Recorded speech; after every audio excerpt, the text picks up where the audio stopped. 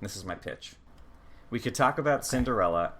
We could talk about Cinderella 3: A Twist in Time and cut out the Cinderella 2 stuff. No, I can't. I mean, I watched that movie and it cannot have been for nothing. All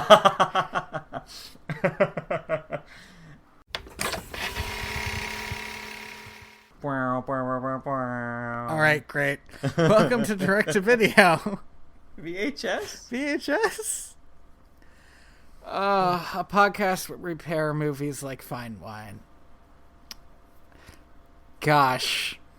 This week we watched Cinderella, Cinderella 2, Dreams Come True, and Cinderella 3, A Twist in Time.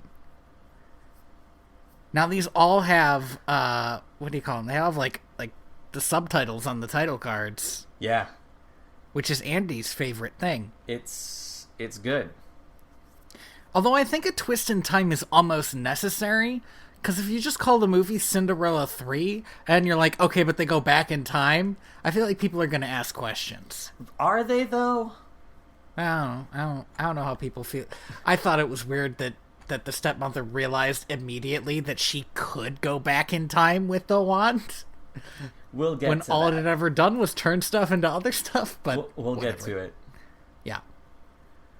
So, man, yeah, like Cinderella's one of the big ones, right? Like it's one of the Disney princess movies that everybody talks about.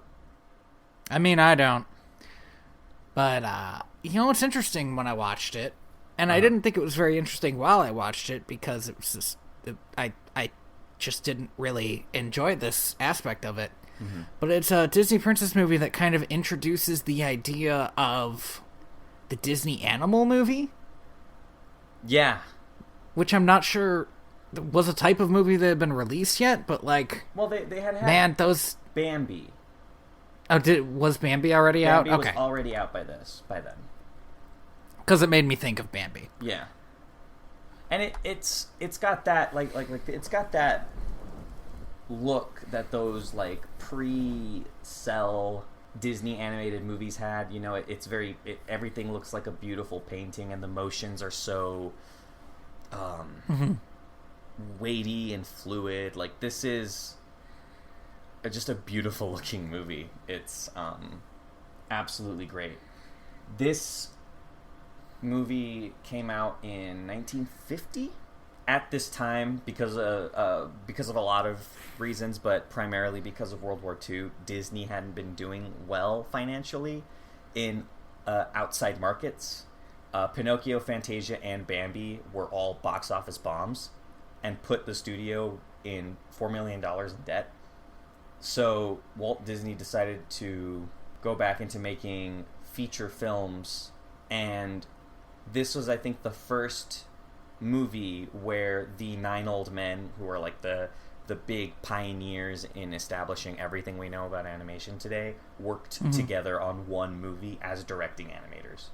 It was in production for 2 years, and it was the biggest commercial success that Disney had since Snow White premiered back in 1937. And it received 3 Academy Award nominations.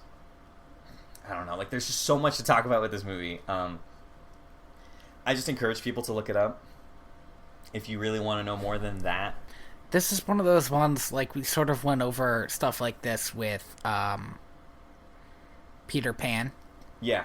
And it's one of those ones that it's from an era where, by definition, everything about it is, like, historically interesting. Yeah. Yes. It's just there is so much there, you know, like the history of Disney as a company was like lynched on the success of this movie. The way that they approached animation was at the time, and still is, kind of this unique, amazing thing. I don't know. It's a lot. Definitely look it up. So you want to get into it? Yeah, no, I'm down. Let's talk about.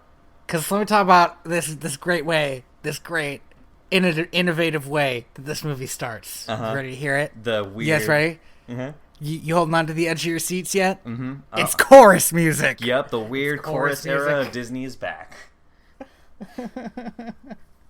It's fine. It wasn't absurdly awful. It wasn't. It was, but it's not good either. No. Okay, I need to. No, I I need know. to express this. The best music sung as this type of chorus is still bad. I think maybe you and I just don't like choruses. Is that we don't like? I think a chorus can sound good. I guess I don't think they should be at the front. They shouldn't be your headliner. Yeah. Cinderella. Yeah. Ugh, they just sound so tired. Mm-hmm. So we get this great chorus music over all the, all the credits, all the pre-credits. Yeah. And then we go into, like, Cinderella's backstory, and it's pretty rough. Like, they don't hold back the fact that it's like, yep, her mom died, and then her dad married a bitch, and then her dad died. And now her bitch of a stepmom is in charge of her entire life. Yeah, now she's spending all, like, they talk about how all of Cinderella's money is spent, and she's stuck working in this house. And it sort of tacks on this thing at the end that through it all, Cinderella stayed gentle and kind. And I wrote down, like, I suppose that's good, right? I guess that's good. But if she was kind of a bitch, she'd be harder to push around. Like, if her stepsister said, meant this for me, and she says, do it your fucking self, what is anybody gonna do about it? It seems like, when you watch the movie, nothing. Now, maybe that's because she's already broken at this point, but that's not really the feel I get.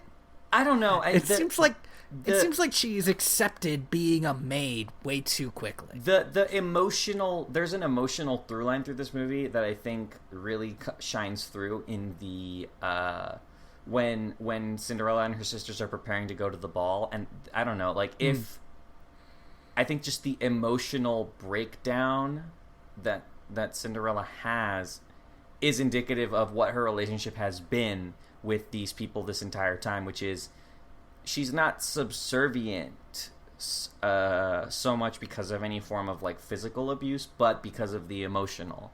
She seems... I mean, I have to question her decision about that scene later, but she seems almost, like, naive in her, the way she, like, does all the chores because she's asked to. Yeah.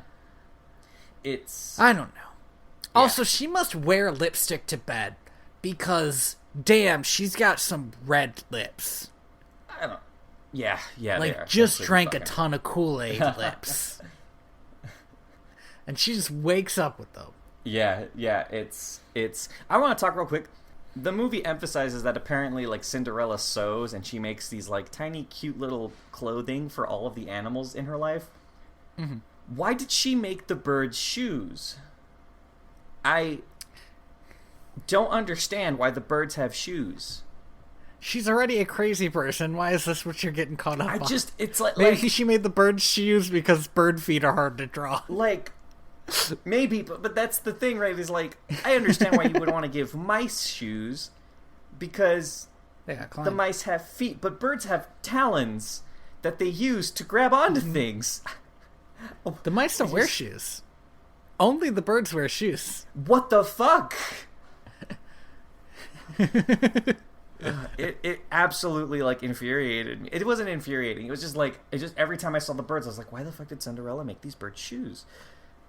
Why does Cinderella make any animals anything?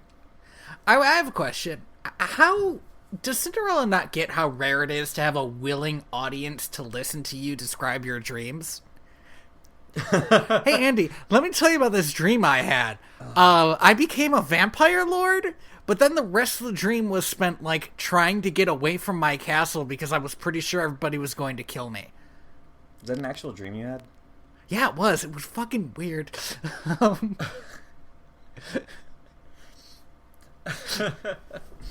I think my favorite thing about this introductory scene to Cinderella is the fact that Cinderella starts singing about her dream and she's interrupted by the clock and she's just like, ugh, this fucking clock. Yeah. Fuck this clock. Yeah. Well, that's some good foreshadowing too, you know? she's like, oh, this clock, even the clock orders me around. So then we know there's going to be a thing with the clock later. There's a lot of good There's foreshadowing. also a much worse foreshadowing where she loses a shoe. I thought it was good. It kind of annoyed me because it's like, how can this woman not keep any of her shoes on her feet at any time? And we learn in a later film what her shoe size is, and it's ridiculous. But it's like 4.5. Right? Yeah, my caveat to this is her feet are just so small. Even shoes that fit her don't fit her. Oh my god, she has the tiniest feet. She has world's the smallest most delicate feet. They are. I wouldn't say they're delicate because, like, we see her do her chores throughout this house, and she really puts in some work. Yeah, but she might be forced to do all the chores, but she also has some sort of magical voice that commands animals to help, so she's not really that bad off. Like, if you needed to force anybody to do the chores, she's a good person to do it because she has, like, bird friends. But she seems to do all the chores herself. It doesn't seem like the animals are doing the chores for her. Yeah, it's not really until later that they help out. Yeah, that they pitch in. So, I don't know. It's pretty great. She also has amazing posture and a very strong neck, something which will infuriate me later. Tell me about her strong neck. She fucking carries, like, this enormous bag of laundry that's, like, twice as wide as she ever will be. And just has it on her head, and her head doesn't sway, nothing. Just perfectly straight up having this large ass bag. Have you ever tried to carry a large ass bag of laundry on your head, Tony? I mean, yeah, I have been a child before. It hurts your neck. That's true. She must have a strong neck because of how many times she had to do that. Yeah. I mean, she was carrying on her head because, like, both of her hands were full at that point. With more laundry.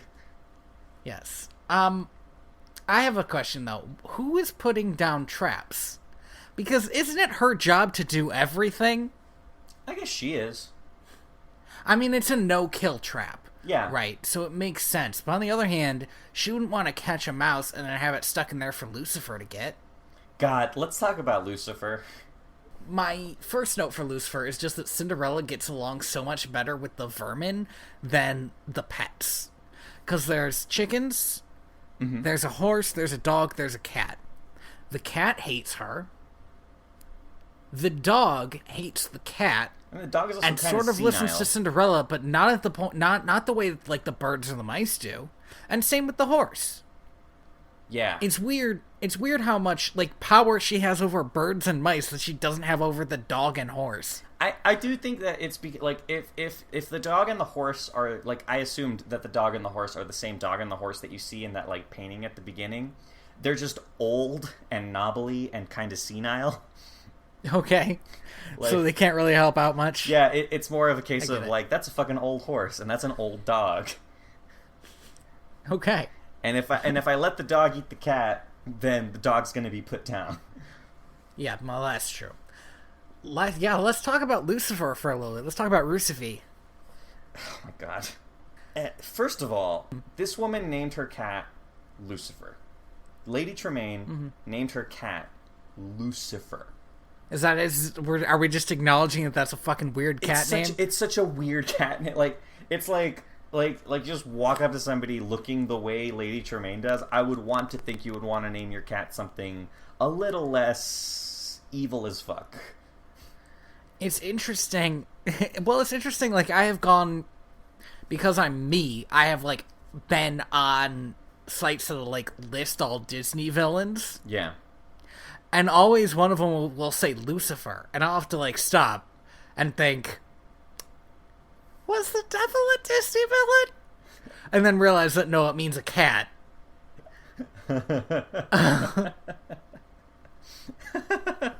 Yeah, but it's a thought though, right? Like, was the devil a Disney villain?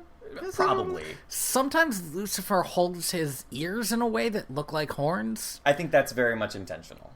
Yeah, and I think that's what they were going for. Like, the pinks of his ears kind of look like a little devil horn sometimes. Yeah. I do think that there is a little bit too much animal adventure, Tom and Jerry bullshit in this movie. And I think that they actually hit a pretty good stride with it in the third one. Yes. Where there's a good... But, like, every other scene in Cinderella feels like it's about the mice trying not to get killed. By Lucifer. Yeah, and that's too much. Yeah. Especially considering that the prince is not in this movie at all. The prince is such a non-entity. Like, his dad gets more characterization than he does. And a lot of weird characterization at that. Yeah, it's fucking weird, and we'll get to that. But it's just that, like, they spend so much time fleshing out the mice. Like, these are what the mice are like. This is how their lives work. When it doesn't, they don't need that much time. I think maybe a big part of it was, like, we want to get audiences invested in these two mice so that the last scene in the movie has that extra bit of tension. I get that, but it's just there's so much life and death mouse stuff in the early scenes. It is insane. It is a lot. And don't get me wrong, the eventual payoff of one of the mice, I can't remember his name, the tubby stuttering one. Yeah. Gus. Gus getting caught by one of the stepsisters isn't bad, because that means Cinderella has to face her stepmother in a really well-drawn scene that's just, it's so low-stakes evil. She's like, do more chores. I'm like, oh no. Because at this point, all I know about Cinderella is that she does chores. I love the rhythm that the stepmother speaks in that scene, where she's just like, and let's think about the carpet. Wash it. That establishment of, like, soft tone and then harsh reprimand is very good in how like it just, everything is done to make this woman feel as evil as possible. Like, I do think that the way that scene's done is done really well. But at the end of the day, especially when she tells Cinderella to wash the tapestries, and Cinderella says, I've already washed the tapestries, and she says, do it again. Now, what I learned there is that she's not actually giving Cinderella more chores. This is just shit that Cinderella will eventually have to do anyway. So, like, I had a problem with... I mean, and she steps it up. She does get higher grade evil by the end of the movie, but it kind of takes a while. Yeah, it's hard to say. It's hard to say, like, the heroine is so put upon, and then try to make her more put upon, because there's no stakes to raise yet. Because she doesn't have anything that she wants. Yeah. As far as she's concerned, tomorrow we'll still be doing chores. So later, when this happens later, it makes a lot of sense. But here, I didn't like it. If that, I think I managed to get across what the fuck I was trying to say. No, I think you did, and I agree. Well, so then we meet the king. Oh my god. Okay, so I don't get the relationship between the king and the Grand Duke. Because what the king wants to do is what every royal parent in every movie has ever done. He wants his son... Which is throw a ball to get his son married. And the Grand Duke acts like that's insane. So, I do want to be more specific here, though. Because the king does not want his son to fall in love. The king wants his son to give him grandkids. Like, tomorrow. He does. He's like, I want grandkids fucking yesterday, Grand Duke. Yeah, he does. And it's... And I think... Yeah, he, like, specifically wants... I guess the point of that... I guess the point of making him want grandkids is so that he'd be happy if he married a poor girl. Because if he wanted more land, Cinderella couldn't get her happy ending. Maybe, but I think what it is more so than that is just like this in its own way is characterizing the prince, right? The king is like, ugh, I don't understand why he can't just find a pretty girl, get married, and give me grandchildren. Like, that gives us a taste of what the relationship between the king and his son is. But then the Grand Duke's reflection of those demands of, like, he doesn't really care. He prefers going off on weird adventures, like the one he's on right now, than caring about women. Like, it's like a weird secondhand way of introducing us to a character that doesn't actually matter. It's so weird because we do get a lot of lead up to seeing the prince, and when we finally see him, he's nothing. He's kind of just a guy. Like it's the worst. He's like, yeah, I guess he looks attractive, I guess, but he's just a dude.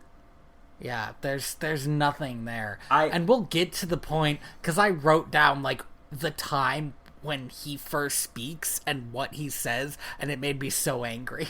I will say, one of my favorite scenes in this movie is when the king points to this portrait behind him of him carrying his baby son, and then he points to a slightly bigger portrait of him carrying a slightly older son, and then he points to a slightly bigger portrait of him playing with his teenage son, and then he points to a portrait that is the size of his castle of his son on a horse. Yeah, and he's like crowing away from me, and that's a good visual representation of that. I love that fucking scene and that line so much. It's good, yeah. But also, I feel like we should mention this, although it's not really important. The king, kind of like King Triton, I feel like they bring it back for Triton, gets needlessly angry, like every other sentence. Yeah, he's got like a temper problem. And a heart problem, apparently. Probably because of the temper problem. Maybe he just needs some grandkids to calm him down. Well, that's kind of what I was thinking. So we go back to Cinderella, who is washing like the main hall. Yeah. Oh, I guess it's not entirely true, because first we see the stepsisters singing. They're practicing singing. Well, they're practicing making sounds with their voices. Right. They're singing. What are they singing? Oh, Nightingale. Sweet, sweet Nightingale. Yeah. And it's the same line over and over, and we get to see that for like a minute, for like 2 minutes and 45 seconds or something, because Cinderella starts singing it, and man, this scene really bothered me, because Cinderella's supposed to be this like antithesis of her sisters, right? But it seems like from that scene that she let Lucifer track mud everywhere because she was looking at her own reflection and singing to herself. The way I took it, as somebody who does a lot of chores, like, it's like, if you're like there's just, you hit like a moment where you're kind of, it's not necessarily like caught up in your own reflection, just caught up in the repetitiveness of what you're doing. I understand, but there's the moment when she stops and looks at her own reflection in a soap bubble. Yeah. Oh yeah, and she does her hair. Yeah, I get that. That's not like, I thought part of the point of Cinderella is that she's not vain. I don't think so, though, right? Like, she knows that she's pretty. Like, she knows she's hot. Yeah. If you got it, flaunt it. Okay.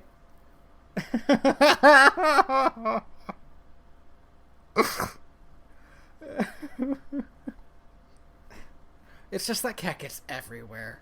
Oh my god, yeah. How did she not notice him that whole time? Yeah, she was just like pulling a Kepler, just try like one part of the room. That's a joke. Is it? I didn't get it. No, it's fine. It's not a good one.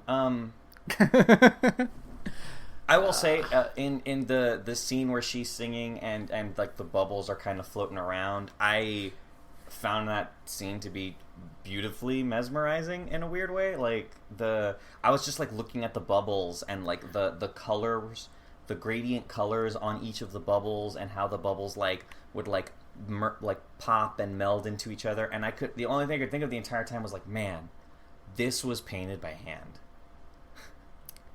I mean, that's all well and good, but here's the thing with me. I can't listen to a song from a musical that doesn't have a second line in it. Give me something. Well, come on. Sing Sweet Nightingale. Sing Sweet Nightingale. Sing Sweet Nightingale. I'm gonna blow my fucking brains out. I genuinely, watching this, was like, this is not as much of a musical as I remember it being. There's very little... it's super not. There's like 3 songs. But that being said, there's a lot of like during the cat and mouse segments, there's a lot of like orchestrated pieces that are that are like directly tied into every individual action, and I was like, that's pretty cute. So meanwhile, no, not meanwhile, she gets the letter. Oh yeah, the proclamation from the king that every eligible woman in the kingdom has to go to. Here's the thing about this. I mean, I guess because it's a Disney movie, you want to spell out that they all want to meet the prince. But there are guys there are like other dudes at the ball. Supposedly. They shouldn't all be going after the prince. There will be like other rich people there. I think this speaks to Lady Tremaine's greed, right? Like she doesn't want riches, she wants power. Yeah, that's true. Although she also wants riches. Although she also wants all of her money. Well, she wants the power that comes with riches. I think that's fair. Mm-hmm. Money represents power because we live in a broken society anyway. Hey. What? Cinderella appears to convince her stepmother that she can go to the ball in a scene that Cinderella really should have seen through because everybody else did. These are the points where she seems naive. Every time that she interacts with her stepmother and walks away from it feeling okay, those are the points where I think, what has her stepmother ever done to make her think that this would turn out the way she thinks it's going to turn out? She sets herself up to be broken down, and I think that naive hope is endearing, but is also incredibly bad for her. Oh yeah. Absolutely. She's told specifically that if she can get a dress and get her chores done and look presentable and also do her chores, and by the way, here's extra chores, she can go. And she walks away from that happy. Like, okay, that's fine. Anyway, the mice go make the dress. What bothered me watching this movie again is this. The idea that Cinderella, whose basic flaw and strength are the same thing, it's sort of her unwavering kindness and naive hopefulness are both her best and worst qualities. Mm-hmm. The idea that her friends that she made with those qualities help her and get her the dress is just like a much better story than a fairy does it. And the fact that they do the better story and then go and do the worst story, that... It's a matter of raising the stakes, right? Like, I guess. But I agree with you, right, that there is a way of telling the story that lets you do the whole fairy bullshit, but then also still lets you do the better story as the climax. Like, if the fairy made the dress, and then somehow that dress got messed up... but the mice had also made a dress, that would be something. Oh, that would be. But that's not really how they great, go with actually. it. If it went in the other direction, I feel like it'd be a much stronger movie. Mm-hmm. There is a line while the mice are making the dress that I absolutely hated. Because the line happened and I was like, oh hey, we found the regressive gender politics. Is it leave the sewing to the women? Leave where the two boy mice are like, let's help. We can help sew, and one of the girl mice is like, leave the sewing to the women. Go make yourself useful and go scavenge shit for us to use. And I was like, listen, there is a better way of saying that. Especially because there are a ton of other dude mice that are still helping with the sewing. That are helping with the sewing. Like, everybody but them is helping with the sewing. And, yeah, it was made in 1950. Like, I know, but it's just like, I was excited to watch these two mice, like, help make this dress, and then to have that line just thrown in my face was like, ugh. Thanks for reminding me that you were made a 1950 movie. Jesus. 68 years. But they do go get, like, the ribbons and the sashes, and they make her mom's old dress. That's the other thing that bothered me about this.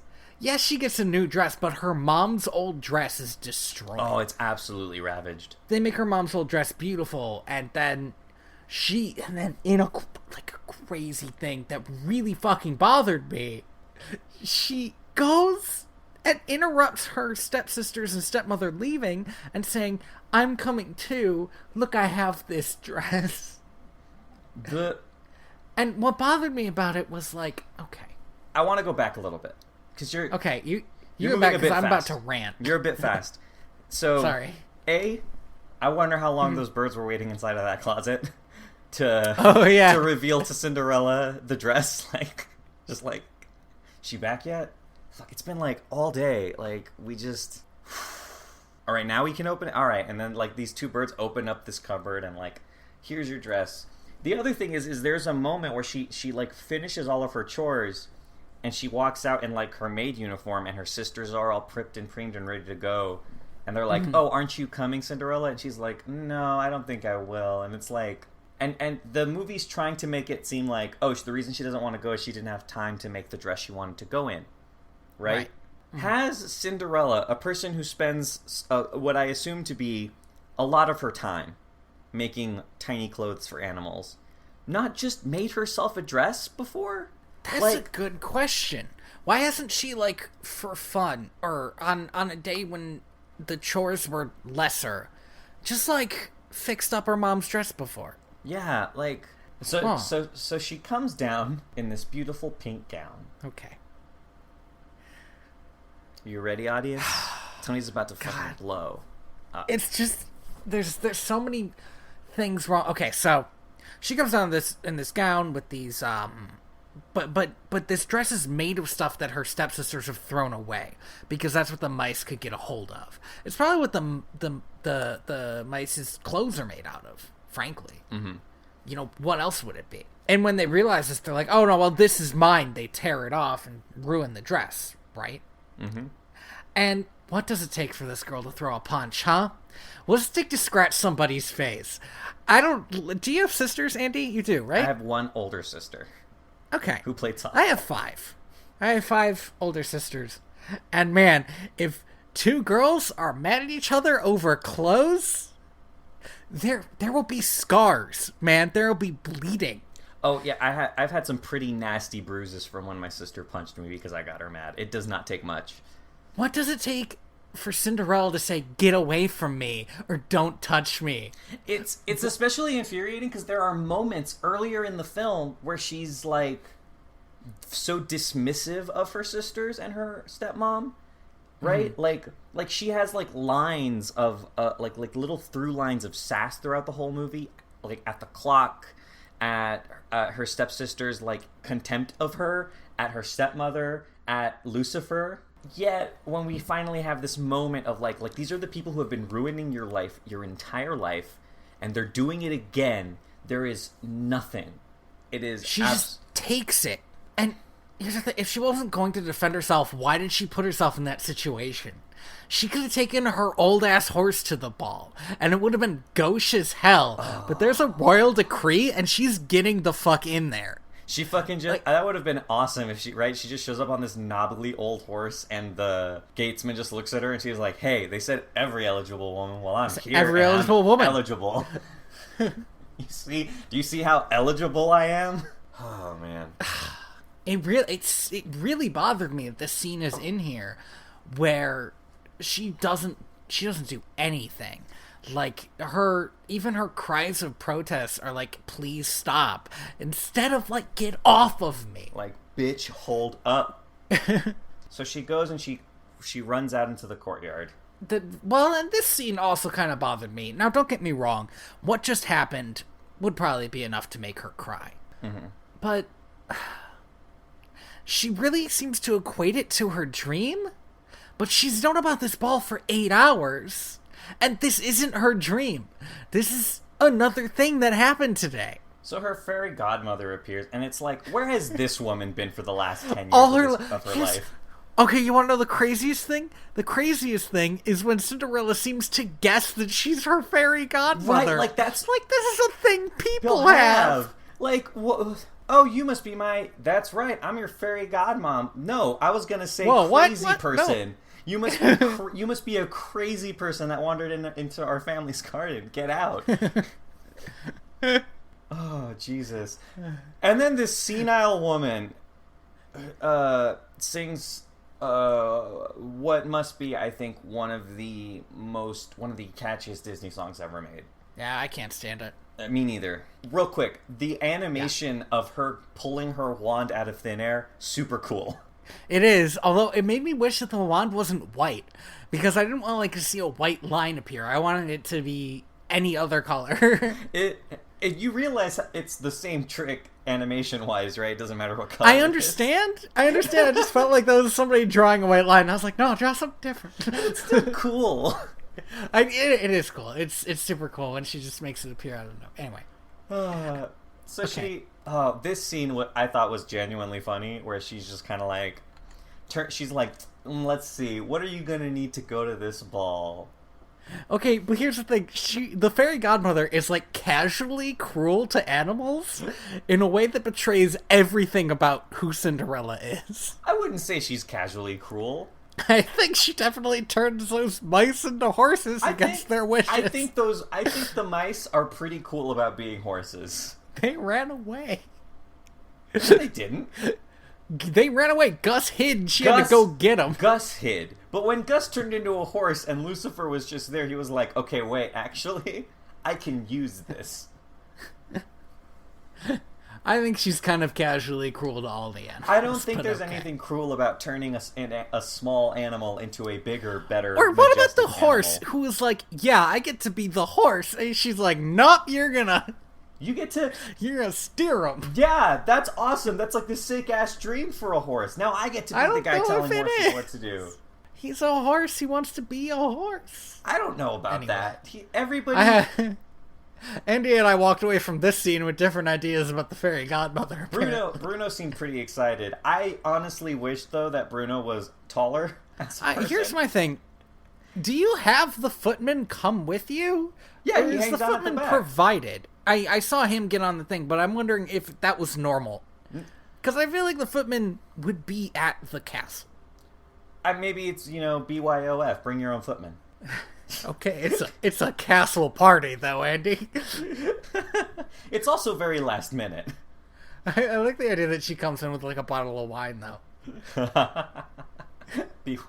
BYOW, bring your own wine. But yeah, she goes through this whole monologue of like, man, you're gonna need all these things to go to this ball. Alright, time to go. And Cinderella's like, hold on a minute, I look terrible. And the fairy godmother's like, yeah, you look fucking shit. Yeah, she's like, whoa! What happened to you? Like, only one of the most emotionally traumatizing things in my life happened to me. Did you get hit by a shit train? Oh, man. So she gives her the white ball gown and the glass slippers. Yeah. And gives her, the classical, you gotta be home by the stroke of midnight, or the spell's gonna break. Mm-hmm. Don't be out too late, kids, and don't have too much fun. There's a little bit of characterization when we finally see the prince. The only characterization we seem to get is that... Oh, of the prince or of his father? Of the prince. Okay, the only characterization we really seem to get is that, one, he's bored as fuck. He's so bored. And two, he's super into Cinderella. I did find the characterization of his father interesting, where the Grand Duke talks about how he's such a romantic. Yeah. And he's like, oh, I bet you thought he'd just meet a girl's eye and just walk up to her and start dancing, and then that's what happens? That was cute. That's a fun little scene, yeah. I also am really happy that Disney has apparently been making fun of Disney princess movies since the second one. Right? Like, that only happens in fairy tales, so it's like, fucking great. I'm glad that everyone's been in on the joke for this long. For almost 70 years. So the prince meets Cinderella. He like just kind of runs at her while she's, I assume, just wandering around inside this castle. Yeah, although we do get, while the prince goes to see Cinderella, we do get the crowd reaction scenes, Yeah. And man, the characters in this movie are worse than the characters in Sailor Moon. Oh god, yeah. She doesn't even have that crazy of an outfit on. It's like she put her hair up and put on a tiara. Lady Tremaine says there's something familiar about her. And one of her stepsisters says, I've never seen her before. Every day. Since you were, what, like 10? You saw this woman grow up. There are people who I haven't seen since they were 11, and I feel like if I saw them today, I would be like, oh, fuck, you're this person. Oh, man, hey, you touched on another one of my primal fears. I'm sorry. And it's that I won't. Okay, well, maybe that's just me. No, it's a lot of people. It's just specifically not me. Maybe her stepmom and all of her sisters have face blindness. So then we get the big musical number that everybody remembers. So this is Love, Boo. Oh, which is a duet, and man, Cinderella starts singing this. He hasn't said anything.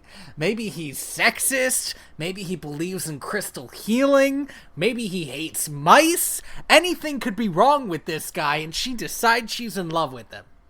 Well, we learn in the next movie that, like, you know... No, wait. Because now we're at 53 minutes and 27 seconds. Do you know what happens at this time, Andy? Something special, something amazing happens. The prince speaks for the first time in his own mind in a duet that nobody else can hear, and for the first time ever, I hate that. His first word, oh god, 50 minutes into the movie, really? And his first words are, "So this is love?" Yeah. In his brain. Fuck, wow, that is bad. He doesn't say anything to this human being he just met. Well, that's not true. He says sometime as they're right as they're about to kiss, he's like, "Wait, where are you going?" That's a thing, and I think that's might be the last thing he ever says. No, he says he didn't learn her name. Oh, there we go. This couple does not deserve happiness. Well, they earn it. They'll earn it later, right? If there's one thing I love about the third movie, it's how it handles its own story. They actually do earn happiness by the end. Yeah. They don't know each other's names. She doesn't know that was the prince, and that's never right. learned her ridiculous name.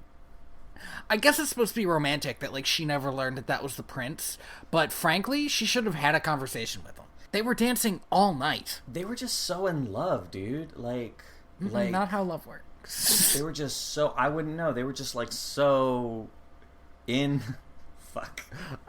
Really? Because I feel like you more than, we're not getting into We're this not going to again. get, I know, that's why I was like, wait, we're going to stop here, pull back, pull back the curtain. There's a lot of sadness behind that curtain. Let's just close it right up. Oh boy. So they send the Knights of Sauron after Cinderella. They have swords. They have these black horses with red eyes, and their helmets. I don't know what they were going to do if they caught her, because the Grand Duke said, "Catch that woman," and they were going to kill her. Like, I know for a fact they were going to murder that girl. Oh man, like they were the most evil-looking knights I have ever seen. The moment where the pumpkin breaks and all the animals turn back is pretty good. That's a really good piece of animation right there. Mm-hmm. So the grandpa's having this really weird dream about grandkids. Like, in what has to be the weirdest animated thing I have ever seen. Somebody had to sit down and draw that, and then send those drawings to 3 or 4 other people to draw 8 drawings in between those drawings, and give us this weird 3-second bubble pink dream of the king pretending to be a horse mounted by 2 imaginary kids. When you say it like that, it sounds weird. It is. I want the audience to feel as uncomfortable as I felt when that happened. I was like, I don't remember this. The Duke wakes the king up to tell him that the princess got away, which is insane. Why would he do that? Why wouldn't... he's a duke. There has to be someone whose life is not worth as much as his to send in to do that job. He just told him specifically to only wake him up if the prince was ready to get engaged.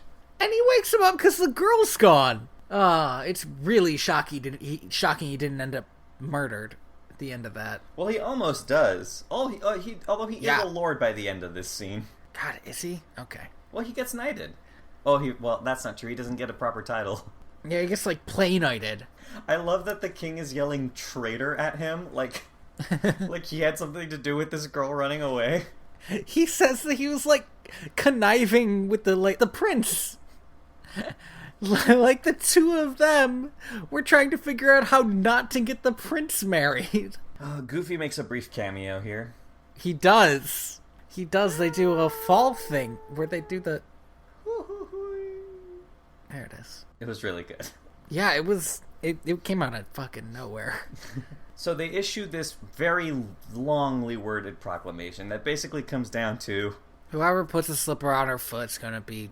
The prince will marry... the prince will marry whoever puts on this fucking tiny-ass shoe. Lady Tremaine hears about this proclamation, gets her kids up, and it's like, okay, you have one last shot. Yeah, fit your feet into a shoe. Yeah, impress the Grand Duke. Oh, Cinderella, you're here. Uh-oh, Cinderella was definitely that girl. I love that. Like, Lady Tremaine puts it together. I love that the reason Lady Tremaine puts it together isn't because Cinderella walked in and she looked at her face. It wasn't because Cinderella was like, oh man, I should not listen to anything you say and have this weird expression like I just smoked 5 whole bales of weed on my face. It wasn't any of that. It was because as Cinderella was walking away, she's humming the waltz. Oh my god, yeah. And then Lady Tremaine's like, hold the phone and hang it up. I've gotten the last clue, gang. It was Colonel Mustard in the dining room with the revolver. So she locks Cinderella in the attic. Yeah, in like a really good... This is the one scene between Cinderella and Lady Tremaine that I felt like there actually were stakes. And you can see Lady Tremaine's plan on her face the whole time. And it's so simple. She just locks the girl up and does not have to deal with any of this getting married bullshit. And you know what? On the one hand, I get it. She doesn't want Cinderella to, like, be better than her own daughters. But since she's already proved herself able to win over the prince, a really cunning person would make her queen and then take advantage of her inherent kindness. Yeah. But that's not where she goes with it. No. That would be a different story. I think that's just... Isn't that just Ella Enchanted? Yeah. Yeah, that's the twist they put on it in Ella Enchanted. Sorry. No, it's fine. It's just like a book I read in 5th grade. It was like, okay. It's a book? I didn't watch that movie. Are you fucking joking? The movie's really good. I don't believe you. It's really good. It's not like Princess Diaries good, but it's really good. Oh, that was a weird sentence. Is Princess Diaries good enough that you can say Princess Diaries good? Princess Diaries is good. Okay. Well, fuck, I figured out what the next thing we're gonna watch is. Princess Diaries also has 2 sequels, Tony. Oh, lordy. And it's then live. When will we watch Ella Enchanted? Oh, man, we're gonna watch a really young Anne Hathaway. Anyway, there's good news about this whole lock thing, and it's that Cinderella has all these other people to fix her problems for her. Well, she doesn't have people to fix her problems for her. She has a gang of do-gooder mice. That's true. And look, I don't have a problem with the mice saving the day. I have a problem with Cinderella not taking part at all to help save the day. Except when she puts on a shoe. And saves the day. Uh-huh. Sort of. My next note is just imagine this movie without Lucifer. Imagine this movie with pacing. Like, what if... What if they replaced this cat with pacing? With pacing. Dream the dream. Oh, man. I definitely think that this movie focuses a lot more on being beautifully animated and having beautiful singing than a good story. It's just that, like, every time the mice go out to do something, you know they're gonna run into Lucifer and he's gonna try to kill him. Their solution to that problem's pretty great, though. Yeah, this happens. Okay, yeah. Lucifer gets Disney falling death. I think this is the first Disney falling death, and it happens to a cat. Oh, well, okay, wait. Actually, no, because Cinderella is a part of that. Because Cinderella tells the birds, you need to go get Bruno. Yeah, but that's the other thing I dislike about it. She's ordering these animals around like they're her personal army. Why doesn't she yell out the window for Bruno? Why does she tell the birds to go get because him? she can't. The birds have never interacted with Bruno before. You don't think if she just started yelling from this room that her stepmother would probably come up there and stab her with a sword to shut up? Like, oh, what's that? What's that noise coming up from upstairs? Oh, it's just the cat. Let me go take care of it. God. So yes, Bruno shows up and scares Lucifer out the window, and then Lucifer dies. I want to be clear on one this. Of this one cat, of 8 lives is gone for sure. As far as this movie is concerned, this cat is dead. Fucking gone. Other time Lucifer shows up is necromancy. Cats have 9 lives, Tony. This is a scientific truth. I'm trying to figure out how I should address the idea of a scientific truth on this podcast. Of this scientific truth that you have presented to me. Cinderella goes downstairs. Lady Tremaine has one more move, which is breaking the glass slipper. Now nobody gets married. Well, but before that... Okay. Because we have this super long scene where the girls are trying on this shoe, and my favorite is Anastasia just slips the slipper onto what I assume is a single toe, and is like, oh, look at that, it fits! And then the rest of her foot comes out from underneath the dress. I just found that really good, really funny. It was very good. Like, these two girls have, like, absurdly large feet, and the movie really makes that a point. The whole movie. Like, there's a scene where they're clomping around their room trying to get ready for the ball. I'll say this, though. I kind of don't like how, and again, this is like a 50s thing. Yeah. Kind of like how this movie is kind of like, okay, so these are the evil stepsisters. They're so bad that everybody just makes faces whenever they see them. Because they're that ugly. Yeah, that is a bit shitty. It's we've had a conversation, right, about the shorthand of ugly being evil. Yeah. And this one really leads into it. And it also makes you think that, like, if you have big feet, you're ugly. Oh, man, yeah. Which is like, I mean, there's literally been societies built around that. Yeah. And that's not good. It's not good. Isn't it, like, in the original story that, like, her sister cuts her foot? Both of them do. One of them cuts her heel off, and one of them cuts her toes off. Jesus Christ. Lady Tremaine breaks the slipper. And Yes. everyone's like, fuck, this sucks. But Cinderella has the other slipper. Good thing there was almost a problem, but there isn't. She pulls out the slipper, and the Duke's like, damn, she a princess, and she got feet? And then he slips on the shoe, and the film ends, and the prince and Cinderella got married and kissed as they ride away in a carriage. I have a question. Where the fuck was the male romantic lead in this movie?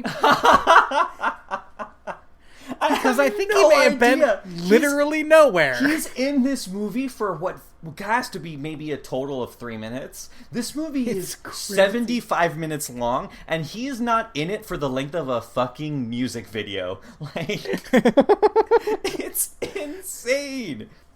He's not the one who goes looking for the princess, and his scene at the ball is nothing.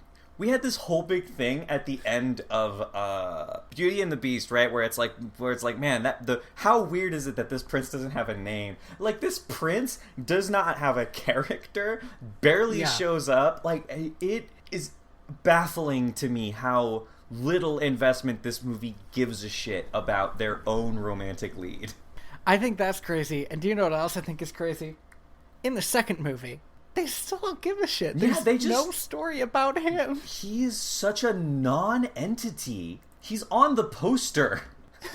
And it's like, why? Why is he on the poster? If you took him off the poster would be more accurate. Oh, boy. Oh, Jesus fuck. I love his pants, though. His pants are pretty fucking styling.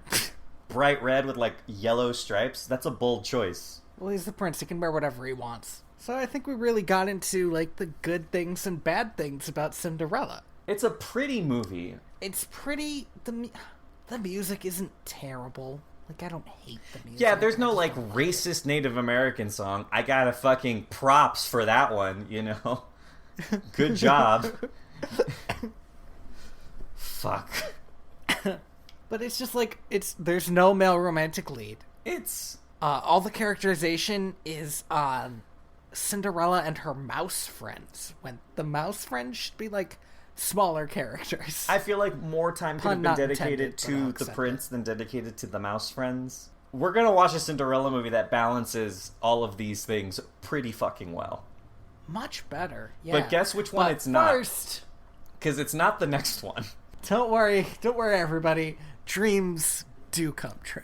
Nightmares. Nightmares also come true, apparently. You ready? You ready to start Cinderella 2? Oh, Jesus fuck. This movie cost $5 million to make. Cinderella, the original, maybe... And this is unfair, but Cinderella, the original, cost $3 million to make. It made back about $200 million. Alright, cool.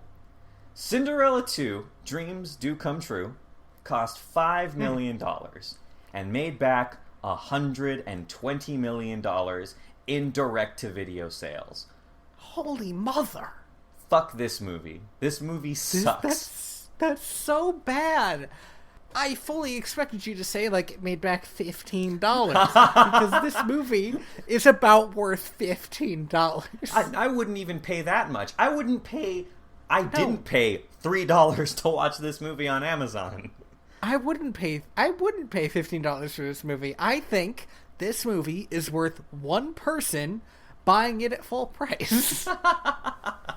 It's so bad. It's terrible. So 50 seconds in, and I already hated the premise of the movie. Right? The whole... 50 seconds in, they're like, we see the mice, and their voices are bad. Their voices aren't great. The animation is already subpar and just unbearable to watch.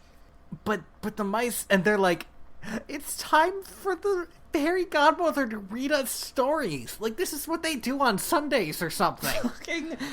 And that made me so mad. And they ran past a new cat. They made a whole new fucking cat. They made a whole new cat to be scared of. And then... Oh, fuck. And then we get to 2 minutes in, and I had to pause and write that I hate the newly introduced, slightly worse premise. The idea, the worst framing device of all time is always all of the... We talked about this during the fucking Christmas movie.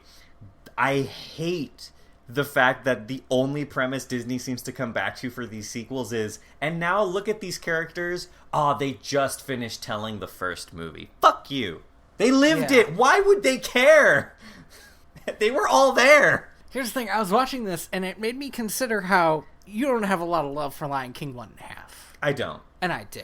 But the Lion King 1.5 does this same premise, but does it in a way that doesn't make you immediately hate it. They're like, we're watching a movie, and this one's like, we're going to tell stories about ourselves, write it down and give it as a gift. If you think talking to somebody about your dream is bad, could you fucking imagine somebody walking up to you and being like, hey, I wrote this novel about the boring shit we did last year. Here. Have it. It's yours now.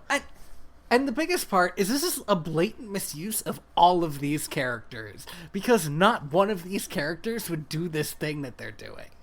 The Fairy Godmother is not like this. The mice aren't like this. Why is this happening? So they start telling, oh my god, dude, did you know that these stories have fucking names, my guy? No, it was only after the end of the first story that I realized it was a series of shorts. Same, because when the first story drew to a close, I was like, this feels too short, and I moved my mouse over to look at the timeline, and I was like, oh no. It was only like 20 minutes. And this movie is exactly 3 times that long. Fuck.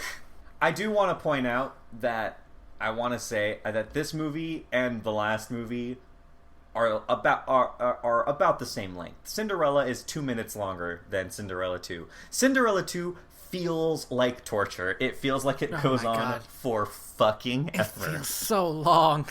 So, the first story is called Aim to Please. Oh, God. Okay. Um, So, we see the king. We see the Grand Duke. We see the new character who I called immediately was going to be the Grand Duke's new love interest. who is this woman? Which is somebody nobody asked for. Was anybody wondering who the Grand Duke was gonna bone down on? Because I wasn't. Man, did you look at the Grand Duke's fucking crazy sideburns and think who's gonna be lucky enough to touch those?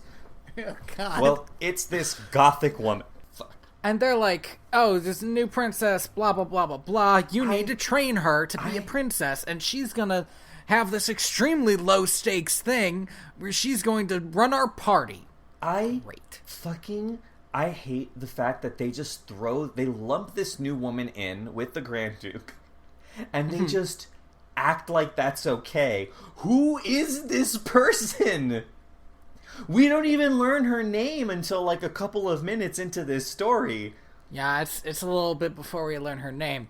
And I don't think I wrote it down, so I don't know her name. I did because I made a stupid joke when they said it. Her name's Prudence. Okay. Are we not going to hear the stupid joke? There's a Beatles song called Dear Prudence. I was going to be like, oh, Dear Prudence, stop being a bitch. I don't know, man. I didn't workshop it, all right? I was too busy clearly. I wrote down, like, a draft for this joke, and then I crossed it out and then wrote, I hate Prudence. She's terrible. She's an awful human being. Okay, but here's the next thing that really shocked me. They really didn't do anything with the prince's character design, huh? No, man. Like they changed the colors. They added they like grabbed the fill bucket from MS Paint. Like I think chose pink and then clicked in random places. Hey! It sounds like we're throwing some kind of shade that I maybe don't need to hear right now. Sorry. Mister, no, there's something wrong with using the fill button on MS Paint. No, listen, I love using MS Paint, right? But if you're making but there is a difference between making a professionally animated sequel to a Disney classic, right? And being a writer who needs art and doesn't want to hire an artist, right? Those are two different dichotomies there. Those are two entirely different levels of incompetence. And that's shade. God damn. Sorry, and the color coordination, by the way, is terrible. The prince is wearing this fucking tacky ass fucking like they're wearing what they wore when they went to the ball, except now there's some pink thrown in for good measure and gold in random places, and it fucking sucks. It's bad. It looks awful. And the prince moves all weird. He's like, you talked about how the animation wasn't very good. Somebody decided he needed to be stiff 100% of the time. Well, they thought he looked like a Ken doll, so I guess they just rigged him that way as well. Well, I guess the king's not getting grandchildren, huh? So the prince and Cinderella are coming back from their honeymoon, and in what is probably the only good joke in this entire fucking movie, there's like a scene where the prince is like, where Cinderella's like, it's gonna be weird living in this castle all by myself, and the prince is like, don't worry, I'll be with you every step of the way. And then it smash cuts to them standing outside going, what do you mean we have to leave today? But here's my problem with that. So we know that the king only wants one thing out of this marriage, which is grandchildren. Grandkids. Why is he dragging the prince away? Shouldn't he be leaving them together? Yeah, maybe in a secluded part of the castle. Love makes the maybe heart with some grow Barry fonder. White playing, some candlelight, maybe some flowers. You get it. Yeah, you would think, right, that he would just be like, all right, hey, prince, princess, you're back from your honeymoon? Great. Literally everyone in this castle's leaving, by the way. Catch you later. Just the whole upstairs is yours. We're gonna go do political stuff, right? Have a good time. And then they just walk in, and there's just petals everywhere. Looks like a scene out of fucking Oran. That would be a great movie. What if they got invaded Wow. while everybody was away so they could fuck? And now Cinderella and the prince have to hold off an entire invasion by themselves. All right, we're writing a new version of Cinderella 2. I think it's gonna be very good. Cinderella 4, get at us, Disney. What's the subtitle? Cinderella 4, something to do with spears. I was thinking like maybe Army of Two could work. Oh, actually. Yes. So, Tony, give me a sec. I want you to Google Army of Two. Okay. Just do that for me. Independent news for soldiers. Oh, I wrote Army of Time. That would be good, too. That's another good movie idea. Yeah. Army of Two. Oh, it's a third-person shooter from 2008. Now, there's an image, a little image box that says video game series, and if you click on the third one, there's just two guys, like, doing the forearm grab that men do. Yeah. I would want that. I would want to see where Cinderella and the prince just clasp forearms like Vikings. This is a very good movie concept we have just come up with. Oh, man.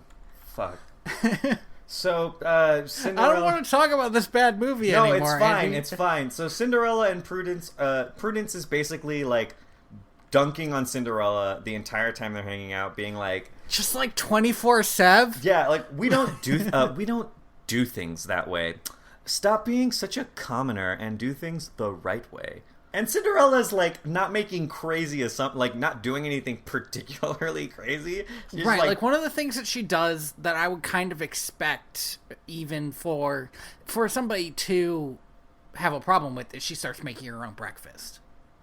Like, that was the one thing she did where I was like, well, it's somebody's job to make her breakfast. Yeah. But historically, royalty does whatever the fuck they want, and everybody else has to deal with it. Especially when we get to fashion, where they're like, oh, you can't wear that, we're putting you in something ridiculous. It's like princesses set fashion tones, right? Like, yeah. But let's buy into the fiction for argument's sake.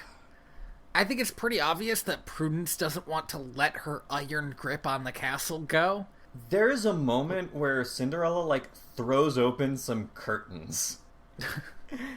And she's like, we don't do that. Like, what the fuck do you mean you don't do that? They're curtains. If you didn't want them to be opened, there would be a wall there.